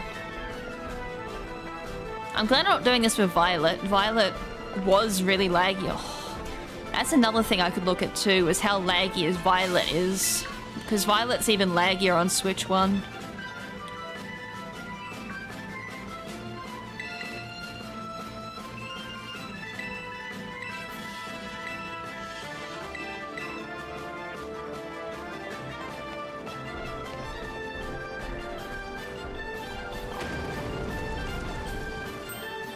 Pokemon Colosseum. That's supposedly coming out in NSO. They've announced it, it's still not out. Go figure. That probably isn't coming out until November. I'm calling it now. Colosseum will be announced to be released in November. Because they'll give it a month for ZA, and then Colosseum will drop in November. Just before Christmas. Or they'll release it early next year. And it'll be both of them. So I think it took Stadium a very long time to be released on N64 as well. And even then it came out in a bit of a tiny bit of a sorry state as well. I think it took 3 months for Stadium to start working 100% well. And then you have cases like Paper Mario with unintended crashes in NSO that had to be patched a couple of times. And then Ocarina of Time was, oh, that was a disastrous release. I think speedrunners at the start were comparing Ocarina of Time to its Wii U release. And that was shocking. Ocarina of Time Wii U and Majora's Mask, can you move on the Wii U? Is bad. Oh, and Star Fox ain't much better on Wii U. I've spoken to a couple of Wii U runners for Star Fox, and they said it was a miserable time. And I can understand, because Wii U VC is terrible. A lot of them preferred to have run on the Wii, even though it was slower.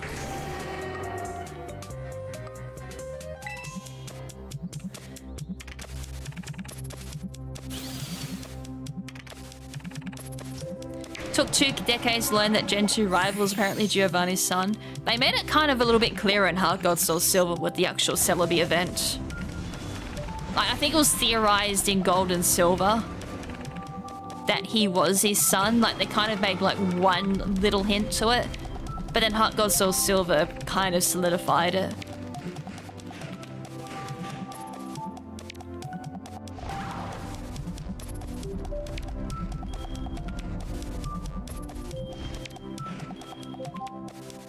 Wii U had debug menu to Moonskip, and people still don't like it.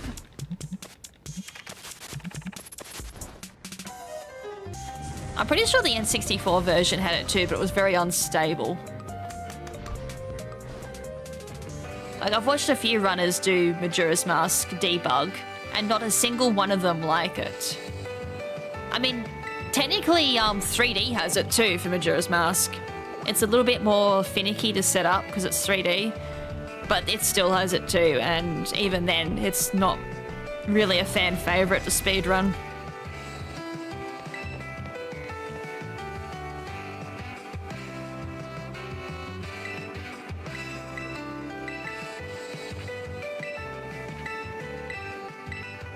Like, I think a lot of the runners I've watched, they did a couple of runs for debug and then never again. Unless you're talking like,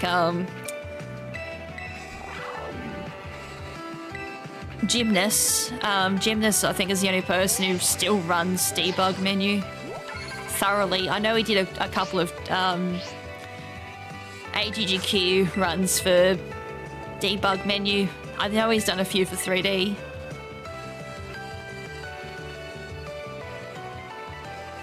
Yeah, it did. That's why no one runs it, because it's boring. And not only that too, it's if you screw up just a little bit of the setup, it crashes. And it's not a small setup either.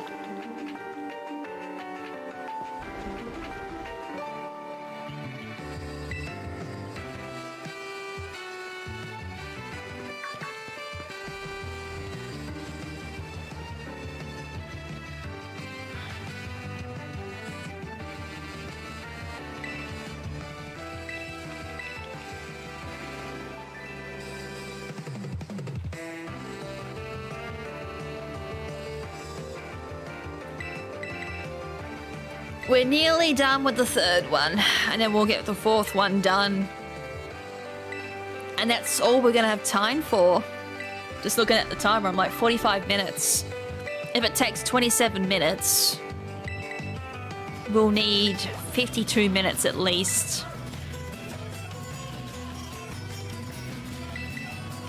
Oh no, that's Ocarina of Time. Ocarina of Time has the most absurd bloody setups and speedruns. I mean, any percent, the true any percent for Ocarina of Time is literally 3 minutes. It was the most boring ass speedrun I've ever watched in my life. SRM was a mistake. And even speedrunners agree that SRM is a mistake. Like, it's interesting to watch like the first couple of times, but after that, nah. even from a viewer's perspective, it is not interesting. Like, you do a couple of absurd angles and then setups. Oh, what? Hello? Why am I nearly dead? Hi, I've never died. I've never come in close to dying in that battle. What the hell? This actually sucks, man.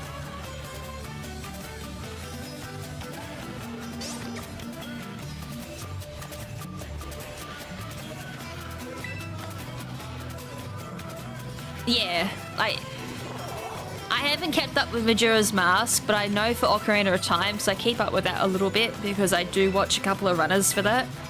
80%'s 3 minutes, and then Ganondorf became Ganonflor, and that's faster for that any percent category. And then there's low item percent. That's a little bit more interesting, but it is still glitch heavy. But it's still interesting from a viewer's perspective to set up.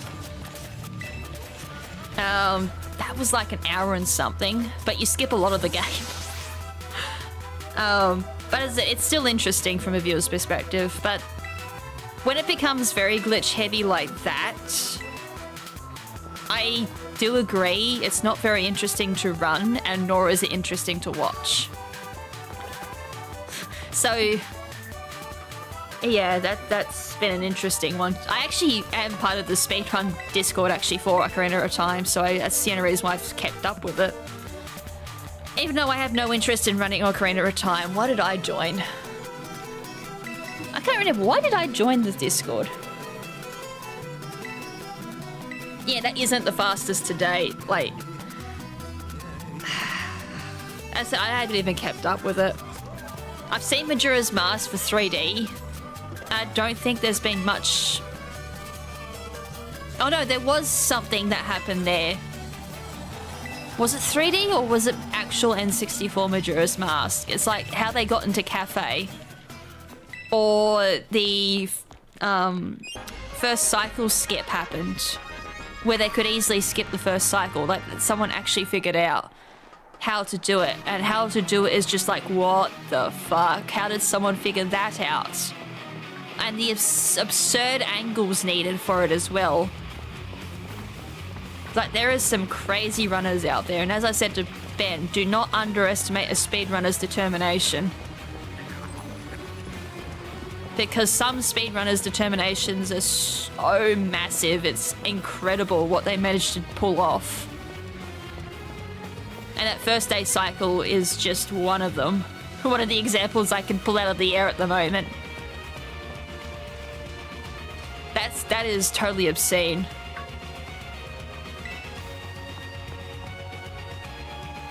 No, it wasn't. It might have been for the randomizer, but for a completely different reason. I think I had problems with my randomizer, and I had to ask what was going on. I don't think it is, because there's literally another Discord for that.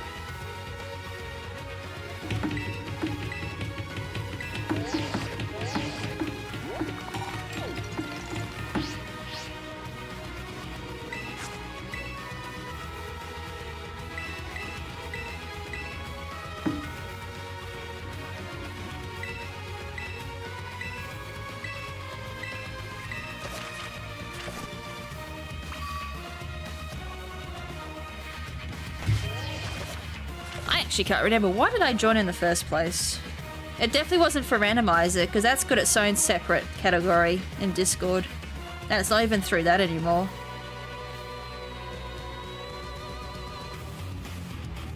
I might have been learning one of the speedruns for it. I can't remember at this point. But randomizer is completely different different Discord.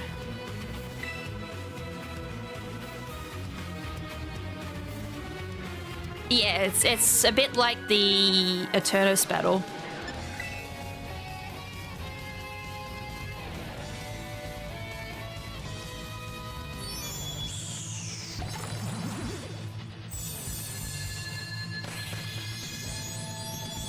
Yeah, I was gonna say, it's in my randomizer folder for Discord. I'm in so... Every time I boot up the speedrun folder for Discord, I think I'm in like nearly 40 different speedrun Discords. The most active I'm in though is Star Fox. Because I'm actually like tutoring and giving answers. And I think I'm the only active runner actually. You get a couple of the other runners pop in here and there, but I think I'm the most active.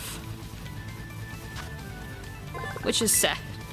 It's like, yo, we need more runners for Star Fox. Like, I don't care if it's even for 64, like, we need more runners. We also need more runners for Starlink. It's just 3 of us at the moment. But trying to get runners for Starlink is going to be hard.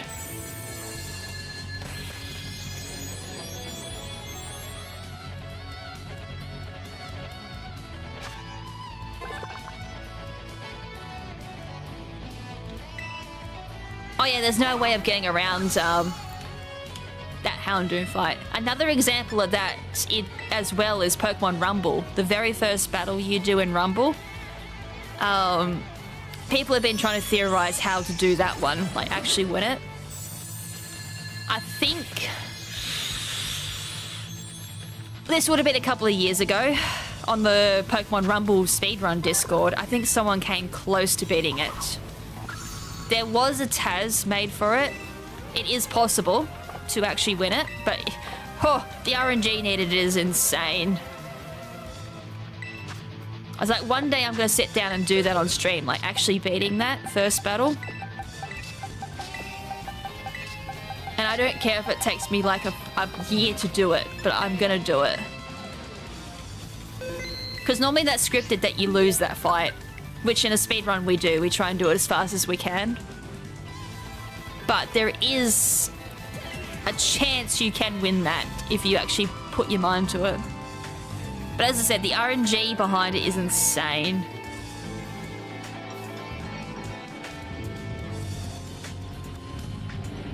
I've seen people come close, and I think I've come close. Not as close as this person did, though. I mean, it's also the same for, like, the Star Fox challenge that Press A came to us with for Star Fox. It's like, straight off the bat we knew, no, it's not possible to do it completely laserless.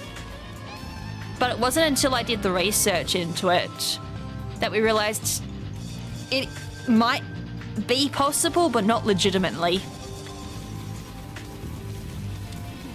Like, if you were to... Come on, Pokemon Home, what are we doing?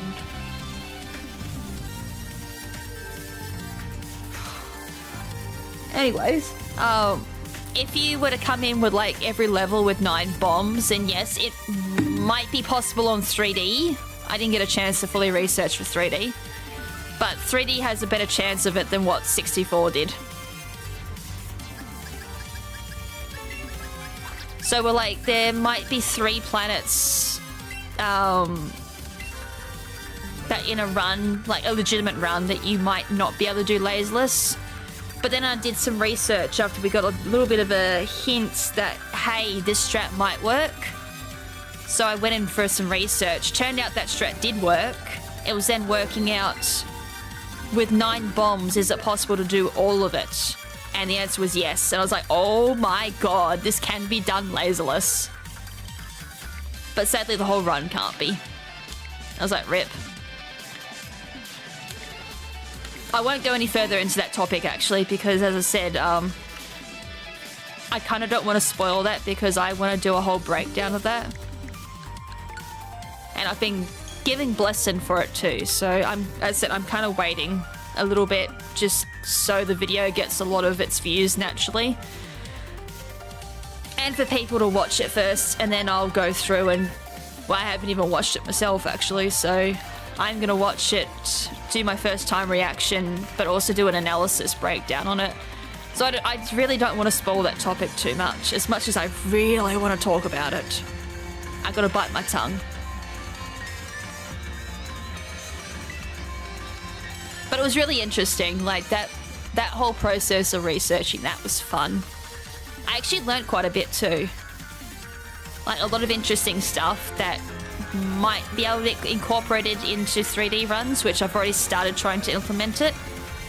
I've already got one theory route in mind for any, well, not just for any percent, but for boss, I might be able to re-strategize boss completely and make it easier to one cycle. So I need to test that.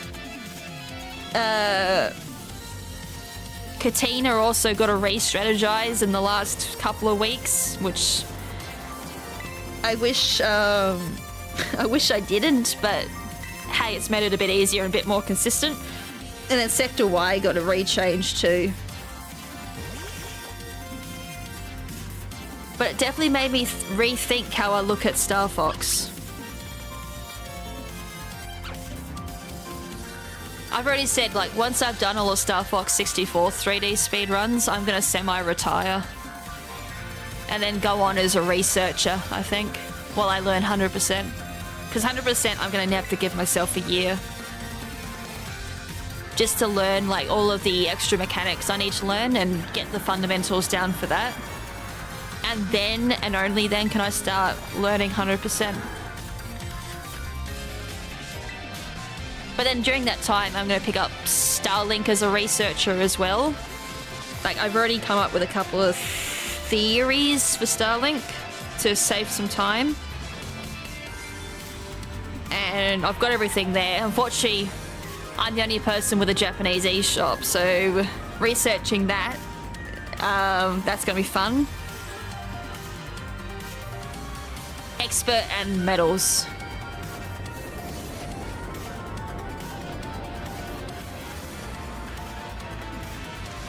And speedrunning, so it's a bit of a interesting category. I also want to pick up 2K% for Star Fox.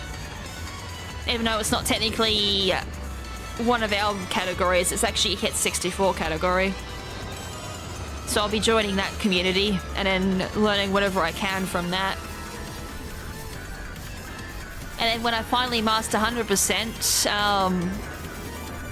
and whenever that day happens, that'll be a clean sweep of the leaderboards. I'll have world record for everything. As it stands, excluding 100%, I have every world record now for 3D, excluding 100%. So I can't believe that happened. If you told me that when I started speedrunning about 4 years ago, I wouldn't have believed you.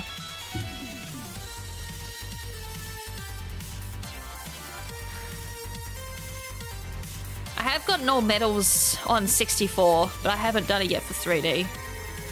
If you bite your tongue, is it super effective for prevents you from speaking? Indeed.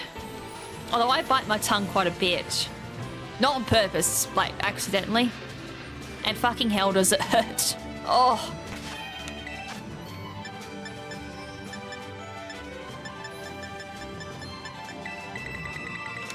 I think that's the worst feeling in the world whenever you bite your tongue by accident. Oh, holy hell, does that hurt.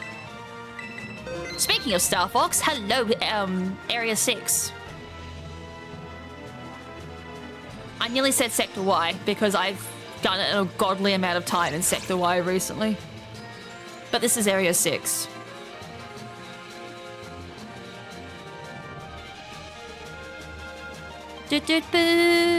Why is it so quiet? Where's the crescendo? Where's the energy in this song? Put it up! This song is so much more energetic in 64. Yeah, it's Area 6. I was like confused why it's not as upbeat as it is in 64.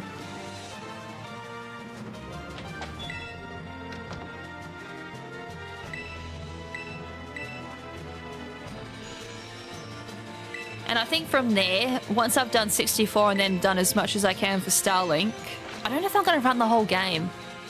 I might. I think by the time I've done with the Star Fox categories, I think I might be good enough to run the actual game. But that means learning that. But I was thinking, I think the next Star Fox game I'm picking up could be the original Star Fox. Which I do own, actually.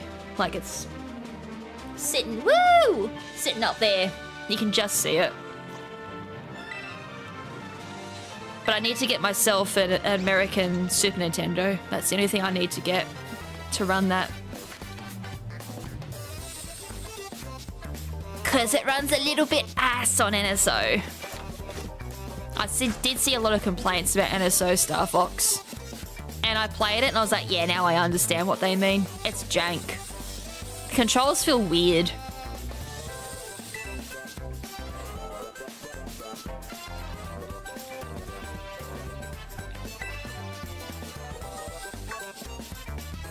Otherwise, when I finally get around to playing Zero, I might determine if I can speedrun that or not. Zero's speedrun looks interesting.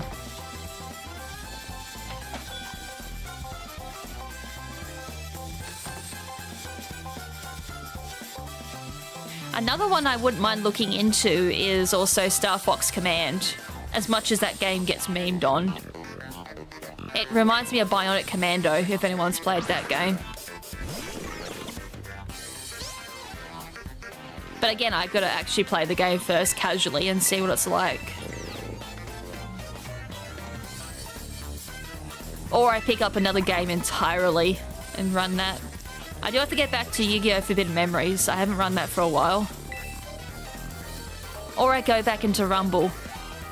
I've been thinking about that. It's like, I wouldn't mind picking up Rumble again.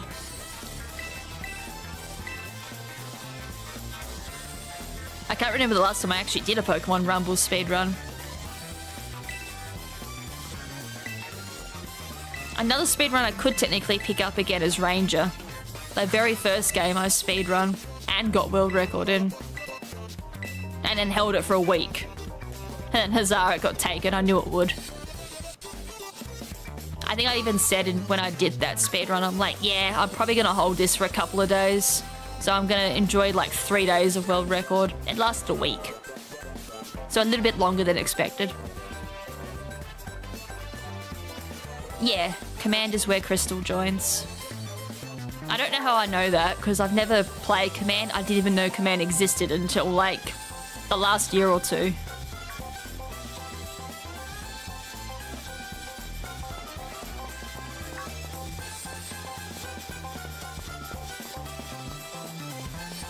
I haven't played Assault.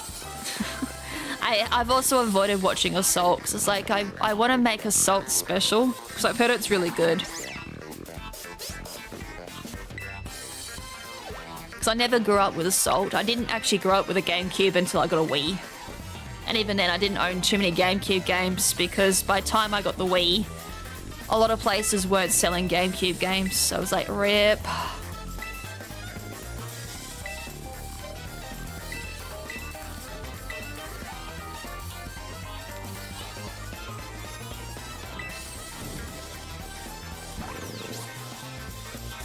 Just give me my starter Pokemon. This is my last run too. I think we're just gonna get this run in. And this is the 4th run. How are we just squeezing in the 4th run? I haven't even been stalling or anything. I think I've been constantly moving and doing this.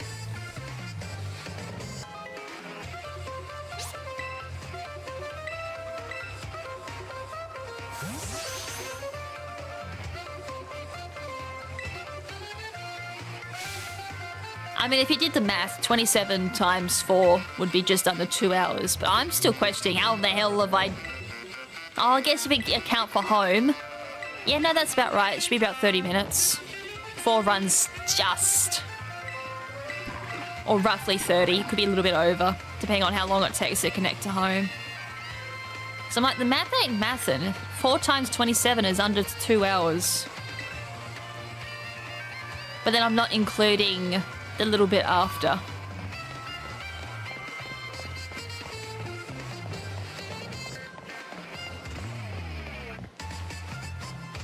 Doop, boop, boop, boop, boop, boop. Nope, that's not how it went. Like, I'm pretty sure this is a Mario song.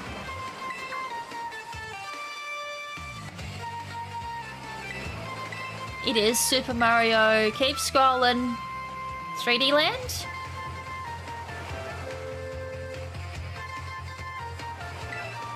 Oh, it's the main theme song from 3D Land. I don't even know if I've ever played that game. Was that for the Wii U? I may have played it. Like, I might have the game. I'm trying to think. I did get a game when I bought the Wii U. It may have been 3D Land. It may not have been. Ooh! Hard to say because damage rolls differ between each of the battles. It's like, this could be a decent Quaxley. Nah, okay, so I haven't played 3D Land. What was the one for Wii U? Was that the cat one?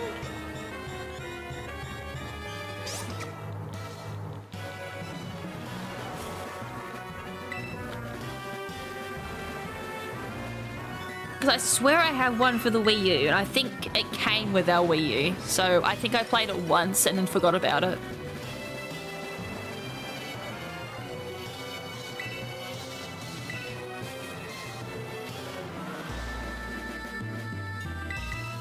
I'm actually like kind of got an itch to play my Wii U again. Like, I want to play Star Fox Zero, and I wouldn't mind actually booting up Smash Brothers again for the Wii U. As I don't know why. Thanks, YouTube. All the recommendations there. I've been getting a lot of 3D Smash Brothers. And I was like, I could, but it would super wreck my 3DS. Probably. Like the very first one.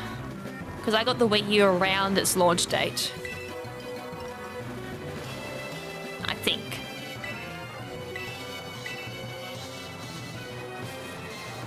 Because we bought it because we were going to originally cover Mario Kart for the Wii U, but this is around the same time that Nintendo's like, yeah, no, we don't want you covering our games on YouTube, so we decided against it. And we also got it just in case a Pokemon game came to the Wii U. I'm trying to think, what other reason did I have to play the Wii U at the time? Not too many. But these days, it's like, the Wii U actually has a few games I want to speedrun.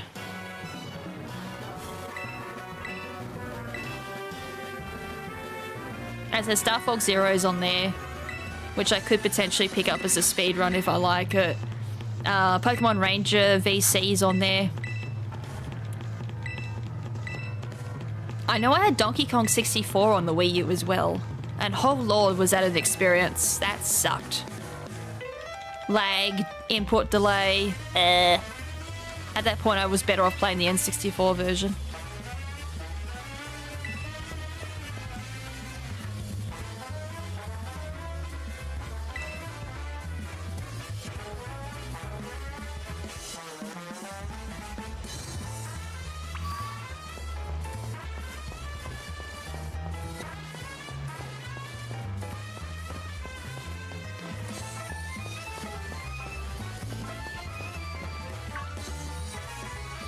It's a popular system for video game collectors to start with. I wouldn't say I'm collecting. I think that's the last thing I'm doing. I kind of don't... I mean, I slightly get the appeal for video game collecting, but I really only buy games if I'm going to play them. If that makes sense.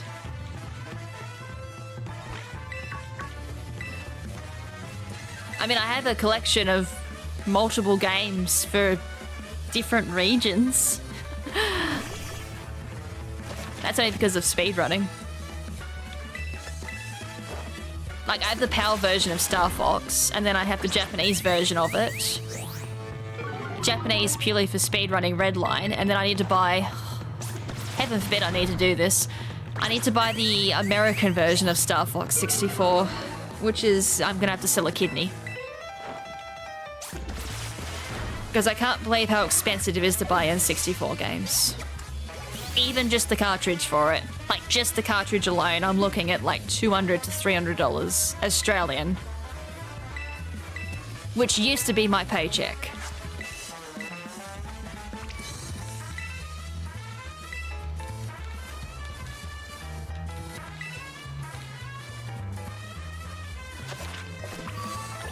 Tell you what, if I ever get back to work, I ain't complaining about my work ever again. Retail work? Hell yeah, baby. It pays the bills. God, I fucking miss it. I actually do miss my customers. I've seen a couple of them, like, whenever I go out. The rare occasions I go out now, whenever my foot's not in pain. Everyone's trying to fleece one another. No, it's not just America. I've even seen Australians try and fleece. I mean, if I try and buy a game, especially for speedrunning, I usually go Japanese because it's cheaper. I mean, I bought... There's a Star Fox sitting up there. It's all boxed and everything. It's got the instructions cart. It's all in good condition. I bought it for 50 bucks. Australian. Like, it was hell cheap. You try and just buy the cart, and as I said, I gotta sell a kidney. And I've seen some Australians try and fleece it for like $250 as well. And don't get me started for how much I had to pay for Pokemon Stadium. Oh. As I said, my work paycheck covered that. And that's only because, like, I managed to put a bit of money aside for a rainy day. And then the whole shenanigans of one of my carts fucking up as well. It didn't save, and then I lost all my save data. I was like, that's not what I want. So I had to buy yet another cart for Stadium.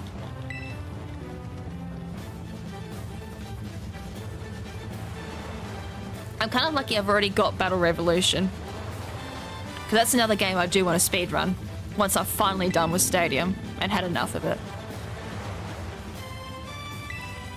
Although I was only talking about this recently, I'm like, I want to get into Stadium 2 speedruns. Like, I want to do Little Cup on Stadium. I've just done Petite Cup for Stadium 1. So I might do Little Cup on Stadium 2. It looks alright. It's heavily RNG'd, sadly. Because of the strats they use. Which, to be fair, is not much better than Stadium 1. We have to rely on Thunder.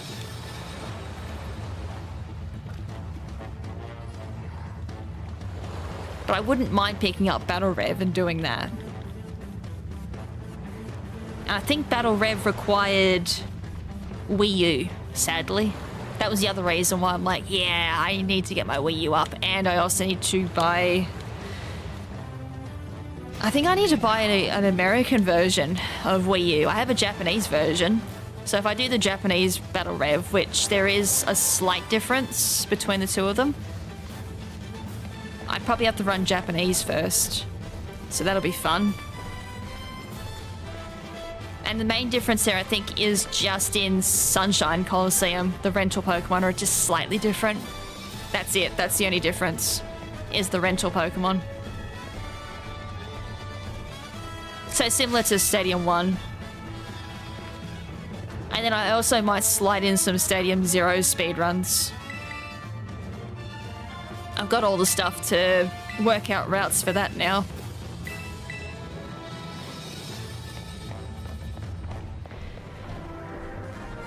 And then I can't wait to explain the fitness system for Stadium 2 for how they determine what they pick.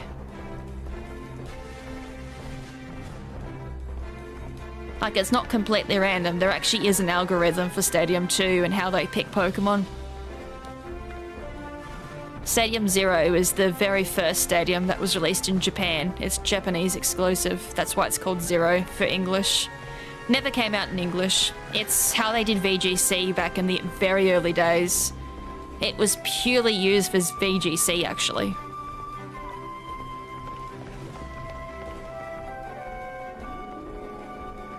And I think Stadium 2, or in Japanese, Pocket Monster Stadium Gold and Silver was what it was called.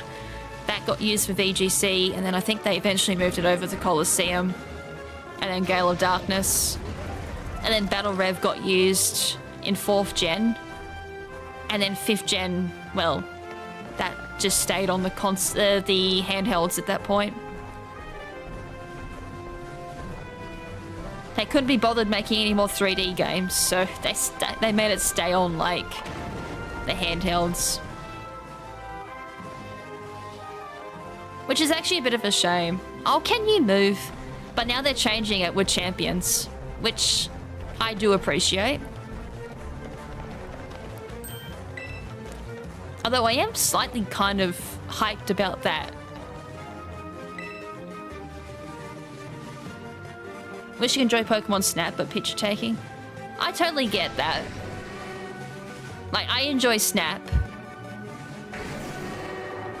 But I can see how people can't. Like, it's very niche. I mean, it's kind of similar way that I don't enjoy Mario Kart.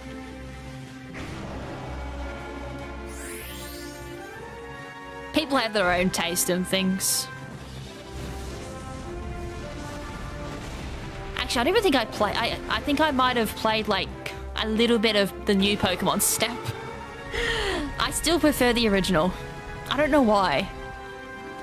There's just something about the original Pokemon Snap that just has personality and charm that I like. That the new Pokemon Snap didn't have. I don't know. I played it and I was like, I don't like this. I don't know why. I have to revisit new Pokemon Snap, I think. Oh yeah, like Champions bringing back Megastones, Z Crystals, and I hate Dynamax. Not so much Dynamax. I'm not a fan of it. But Megas and Z Crystals coming back, I am excited for. I just gone back to doing Gen 7 actually with Battle Tree. And being able to use Mega Crystals and Z Crystals again on one team, I'm like, yo, I live for this. It just made me feel so nostalgic and happy.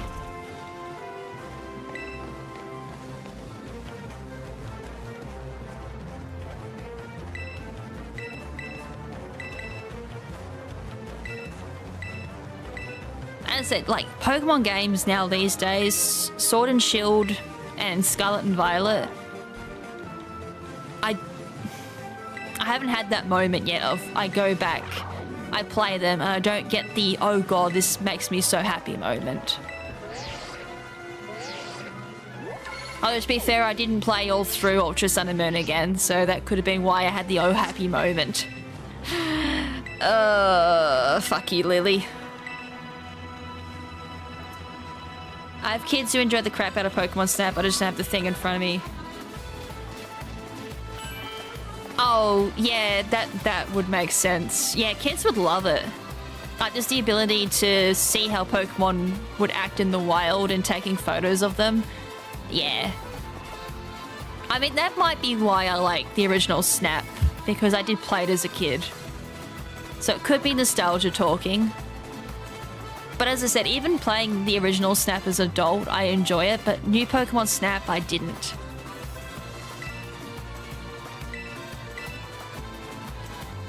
I mean, I'm kind of hoping I get to do that with my niece. Like, get her to get into Pokemon. So then I can nerd out watching her play Pokemon. Because she's 3. So I'm hoping I get to enjoy that experience with her one day. If not, then so be it.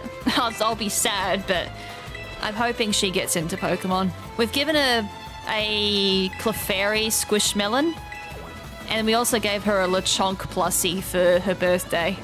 I think we gave her Clefairy Squishmallow for Christmas. How you doing, Brendan?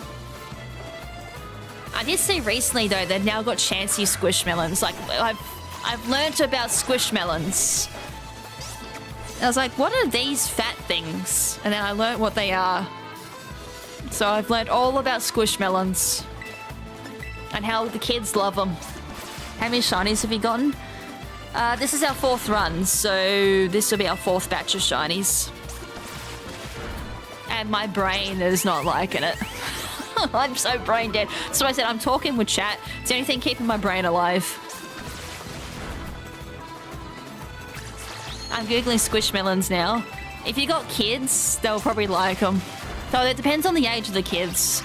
Like, I am talking about a 3-year-old. Like, she has a huge collection of Squishmallows. So every time I go over to see her, it's like something new that I've got to learn. Like, whatever the new kids movie is now, I forgot what it's called. There's probably so many of them. But she's obsessed with that at the moment.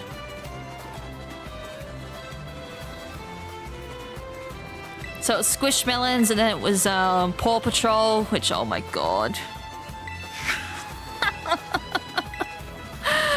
I had to watch Paw Patrol with her. One day I was babysitting her. And, oh my god.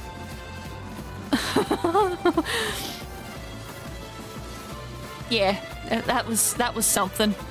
Just watching like these little 3D model dogs doing like putting fires out or doing whatever it was, and I'm like, oh my god. Like, was kids stuff this bad when I was a kid? I hope not. It's draining. I mean, it used to be Coco Melon, which, oh lord. And then yes, there was Baby Shark at one point. Like, you go over there and Baby Shark would be on. And it's like, do.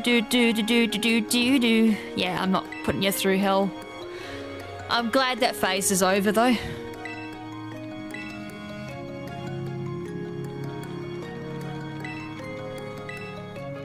She's into something else now, and I've seen it advertised at like the juice places. They're doing a cross promotion with it. And then there's also Minions. She likes Minions. Which, okay, I don't mind. I did like Despicable Me. I haven't watched the later ones though.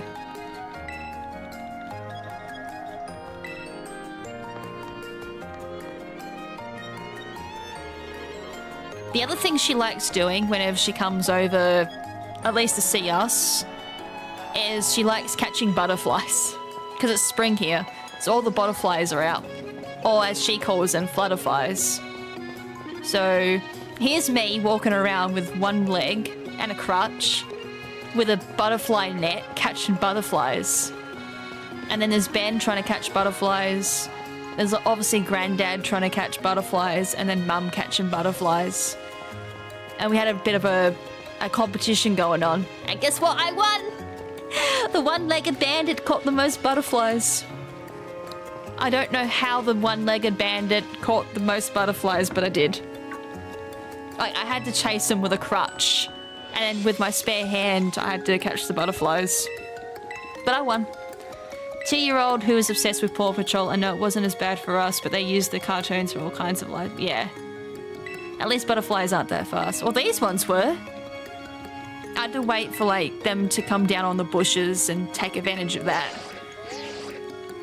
Like, we had a day where the wind would pick up and the butterflies would go up in the air with it.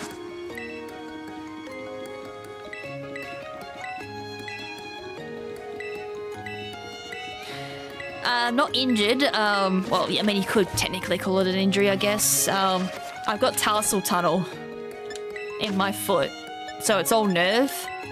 And I've also got a pinched nerve too from a accessory muscle, which is just basically a extra muscle that shouldn't be there. I mean, normally the crutches are just sitting behind me, but they're in the garage at the moment. I'm on pain medication and I'm waiting to see a surgeon, which they're so backlogged at the moment. I think last I heard, orthopedics is 6 months behind. So it's going to be a year in March since this first started happening, and I haven't been able to walk. We're in September now. So March is when this has started happening. I lost the ability to walk. We're nearly in October, aren't we? That's how long it's been since this has been going on. So moon boot and crutches. Huzzah. And you learn how many, like, assholes there are in life too with a crutch. Like, I get a lot of nice people that obviously try and help me out. But oh, God. And then you learn of the real assholes. I had one person. I was out shopping with Ben. And this asshole, like, literally looked me dead in the eye. He knew I was coming. And he still walked up and used most of the aisle lane. And ended up bumping me. I nearly fell over in the bloody shopping centre.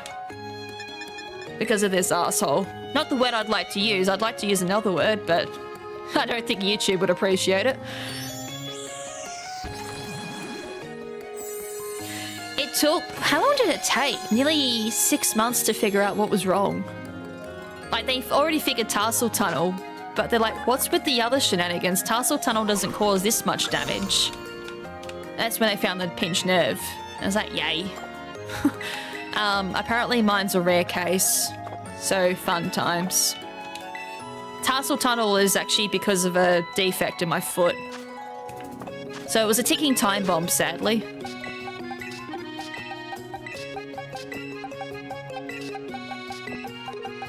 Hold on. Yeah, done. Yay! 4th done. Beat him with it. I nearly did. I nearly turned around and was like, oi! Like, you can literally look me dead in the eye and you could tell, like, I needed a bit of extra room. No, I had to, like, squish up. But as I said, most people have been decent human beings. You learn who they are. I've had a lot of people, like, just start randomly talking to me as well. And obviously because I work in retail, I, by habit, would start conversing with them too. So it starts off as, like, just a friendly, oh, how you doing? How long have you been in the moon boot? It turns into a full-blown conversation. Can't help it. But yeah, I have learnt humanity sucks, but also can be quite good. Come on, Pokemon Home.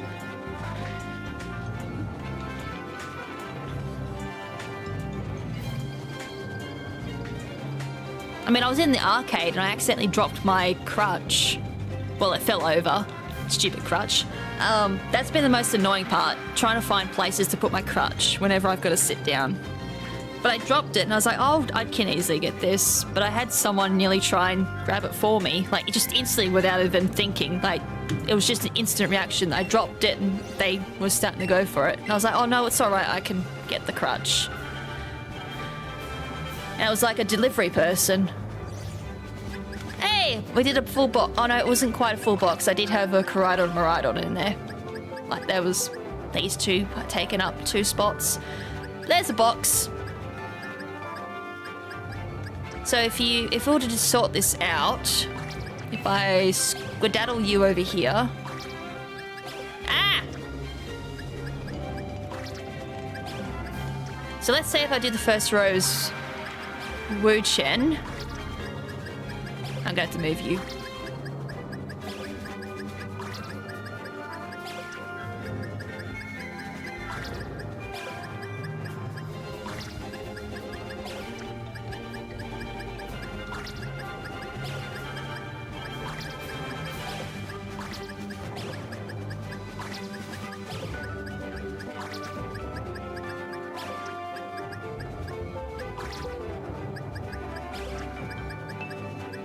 If only there was 2 extra columns in these boxes. That would have made this all pretty.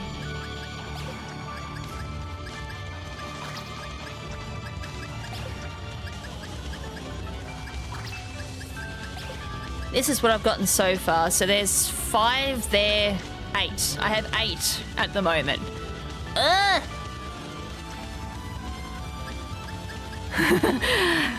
Oh. I have 8. I haven't claimed all of them yet in all of my profiles. I'll do that later. Because I haven't claimed it on my main profile yet. I've done my main Violet. I do have a secondary Violet. I can't claim it on 1 because I've got to keep the Dittos. I have like a very old event.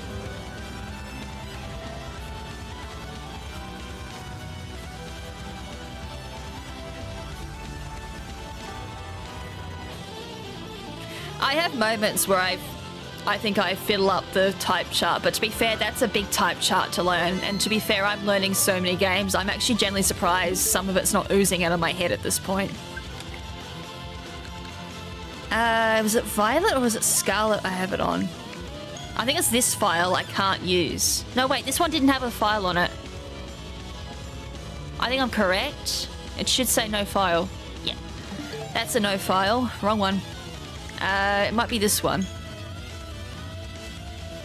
Or is it on Violet? We'll find out. There's a file I can't use. Oh wait, it is Jab. No, it should not be this one. I think this is what I started with. We'll find out.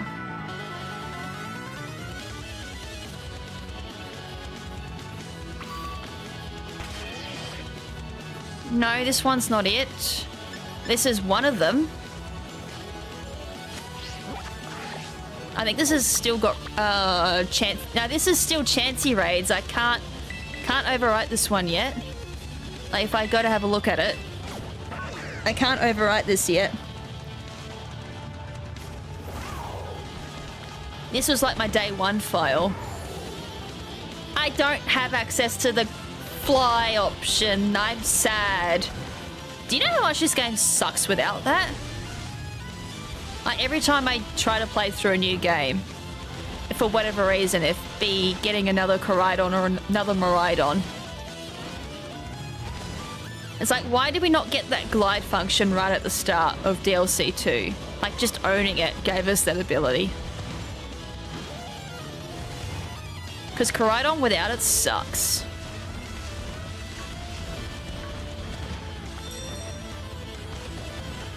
I believe this is still... Yes, it's still the Blissey event. Okay, so not that one. Should be this one. I still got Blissies. Hopefully I can still utilize them, because at some point the Union Circle does do a cutoff if you don't update your game. So I don't... Oh, this is it. This should be the Ditto one. If not, it's my... Yep, that's it.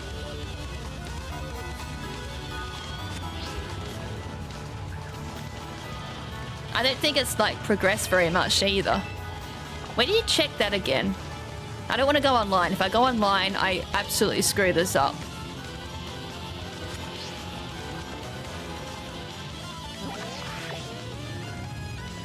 Yeah, because I don't think I've even done...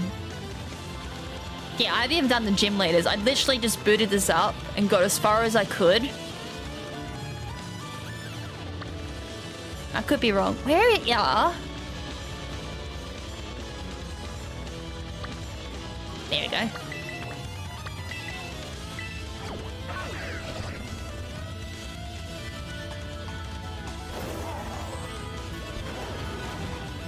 Oh no, I might have done a decent amount. I may have actually beaten it. It's just the second revisit. There we go, Ditto. That's an old event. Who remembers this event? It is old. This is a couple of years old, this raid event. So I can't get rid of that one.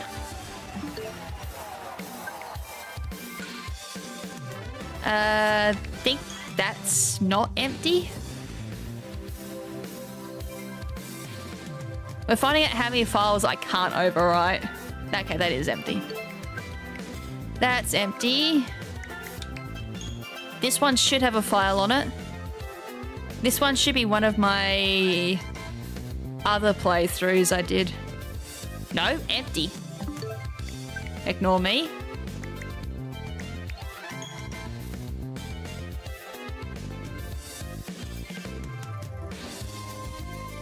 I swear I did another playthrough. Maybe I deleted it. Or it didn't transfer. Lol, it didn't transfer, I bet. Because it's like, I swear I did another Japanese playthrough and I've already claimed the Pokemon on here. So this is useless to me. Go away. Because this is the file I used to get the Paradox Mons. So in other words, I don't have too many files I can claim. What's going on? That's a wee bit sad, isn't it?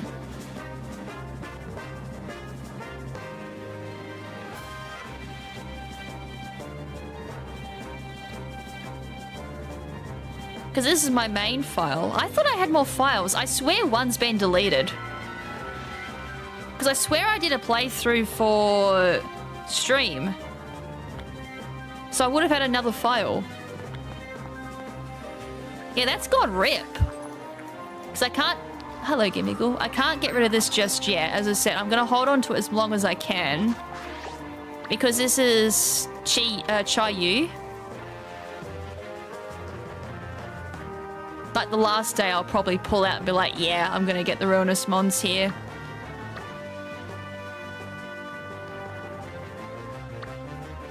Am I blind? There it is.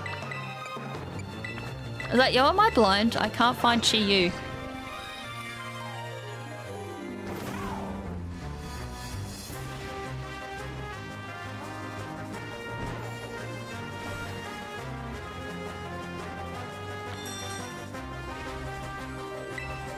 There's Chayu. I still have that.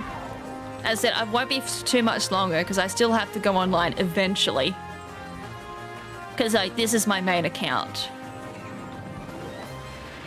Alright, well, I can stop this recording. Got my footage. Well, the extra B-roll footage anyways. And we got 4 more Ruinous mons. Everyone said 3. You're close. It's 4. Who said 1 or 2? I would have had to have gotten really sick of the game really quick to get 1 or 2, honestly. Like, even for the first batch I did 3, and I was like, hell no, I ain't doing any more. I was sick of it by an hour and a half. So doing 2 hours is, extra taxing.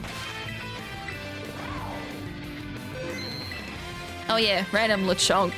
This is the shiny one I found. I literally turned the game on and saw it, and I was like, yo, that's mine. Okay. Alright. Hi, this is Hey You Pikachu music. Yes, I need to go back speedrun this game too. Thanks, Spotify, for reminding me that I need to run this game again. Alright, well, that's it for today's stream. Hope you guys enjoyed it. I got extra Ruinous mod, extra footage, so I can throw that into the video I've started working on. I've got the narration done. I just need to edit the footage and that's it. And then that can be uploaded. And then I can work on the other editing product I've got. That's going to take a while to edit, I feel. And then, yeah. As I said, I'm going back into uploading videos. And it's not just going to be like, you know, random ass videos. I'm actually going to be doing properly edited, properly scripted videos this time. So it's going to take me a little bit to learn, relearn scripting and narrating there. So hopefully people enjoy that. But before that, I'm going to go outside and do some rehab.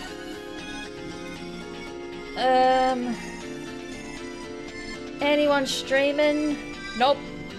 Why is no one streaming now when I finish stream? I can't rate anyone. Alright, so thank you to Will, Derek and Phantom for re-upping their members.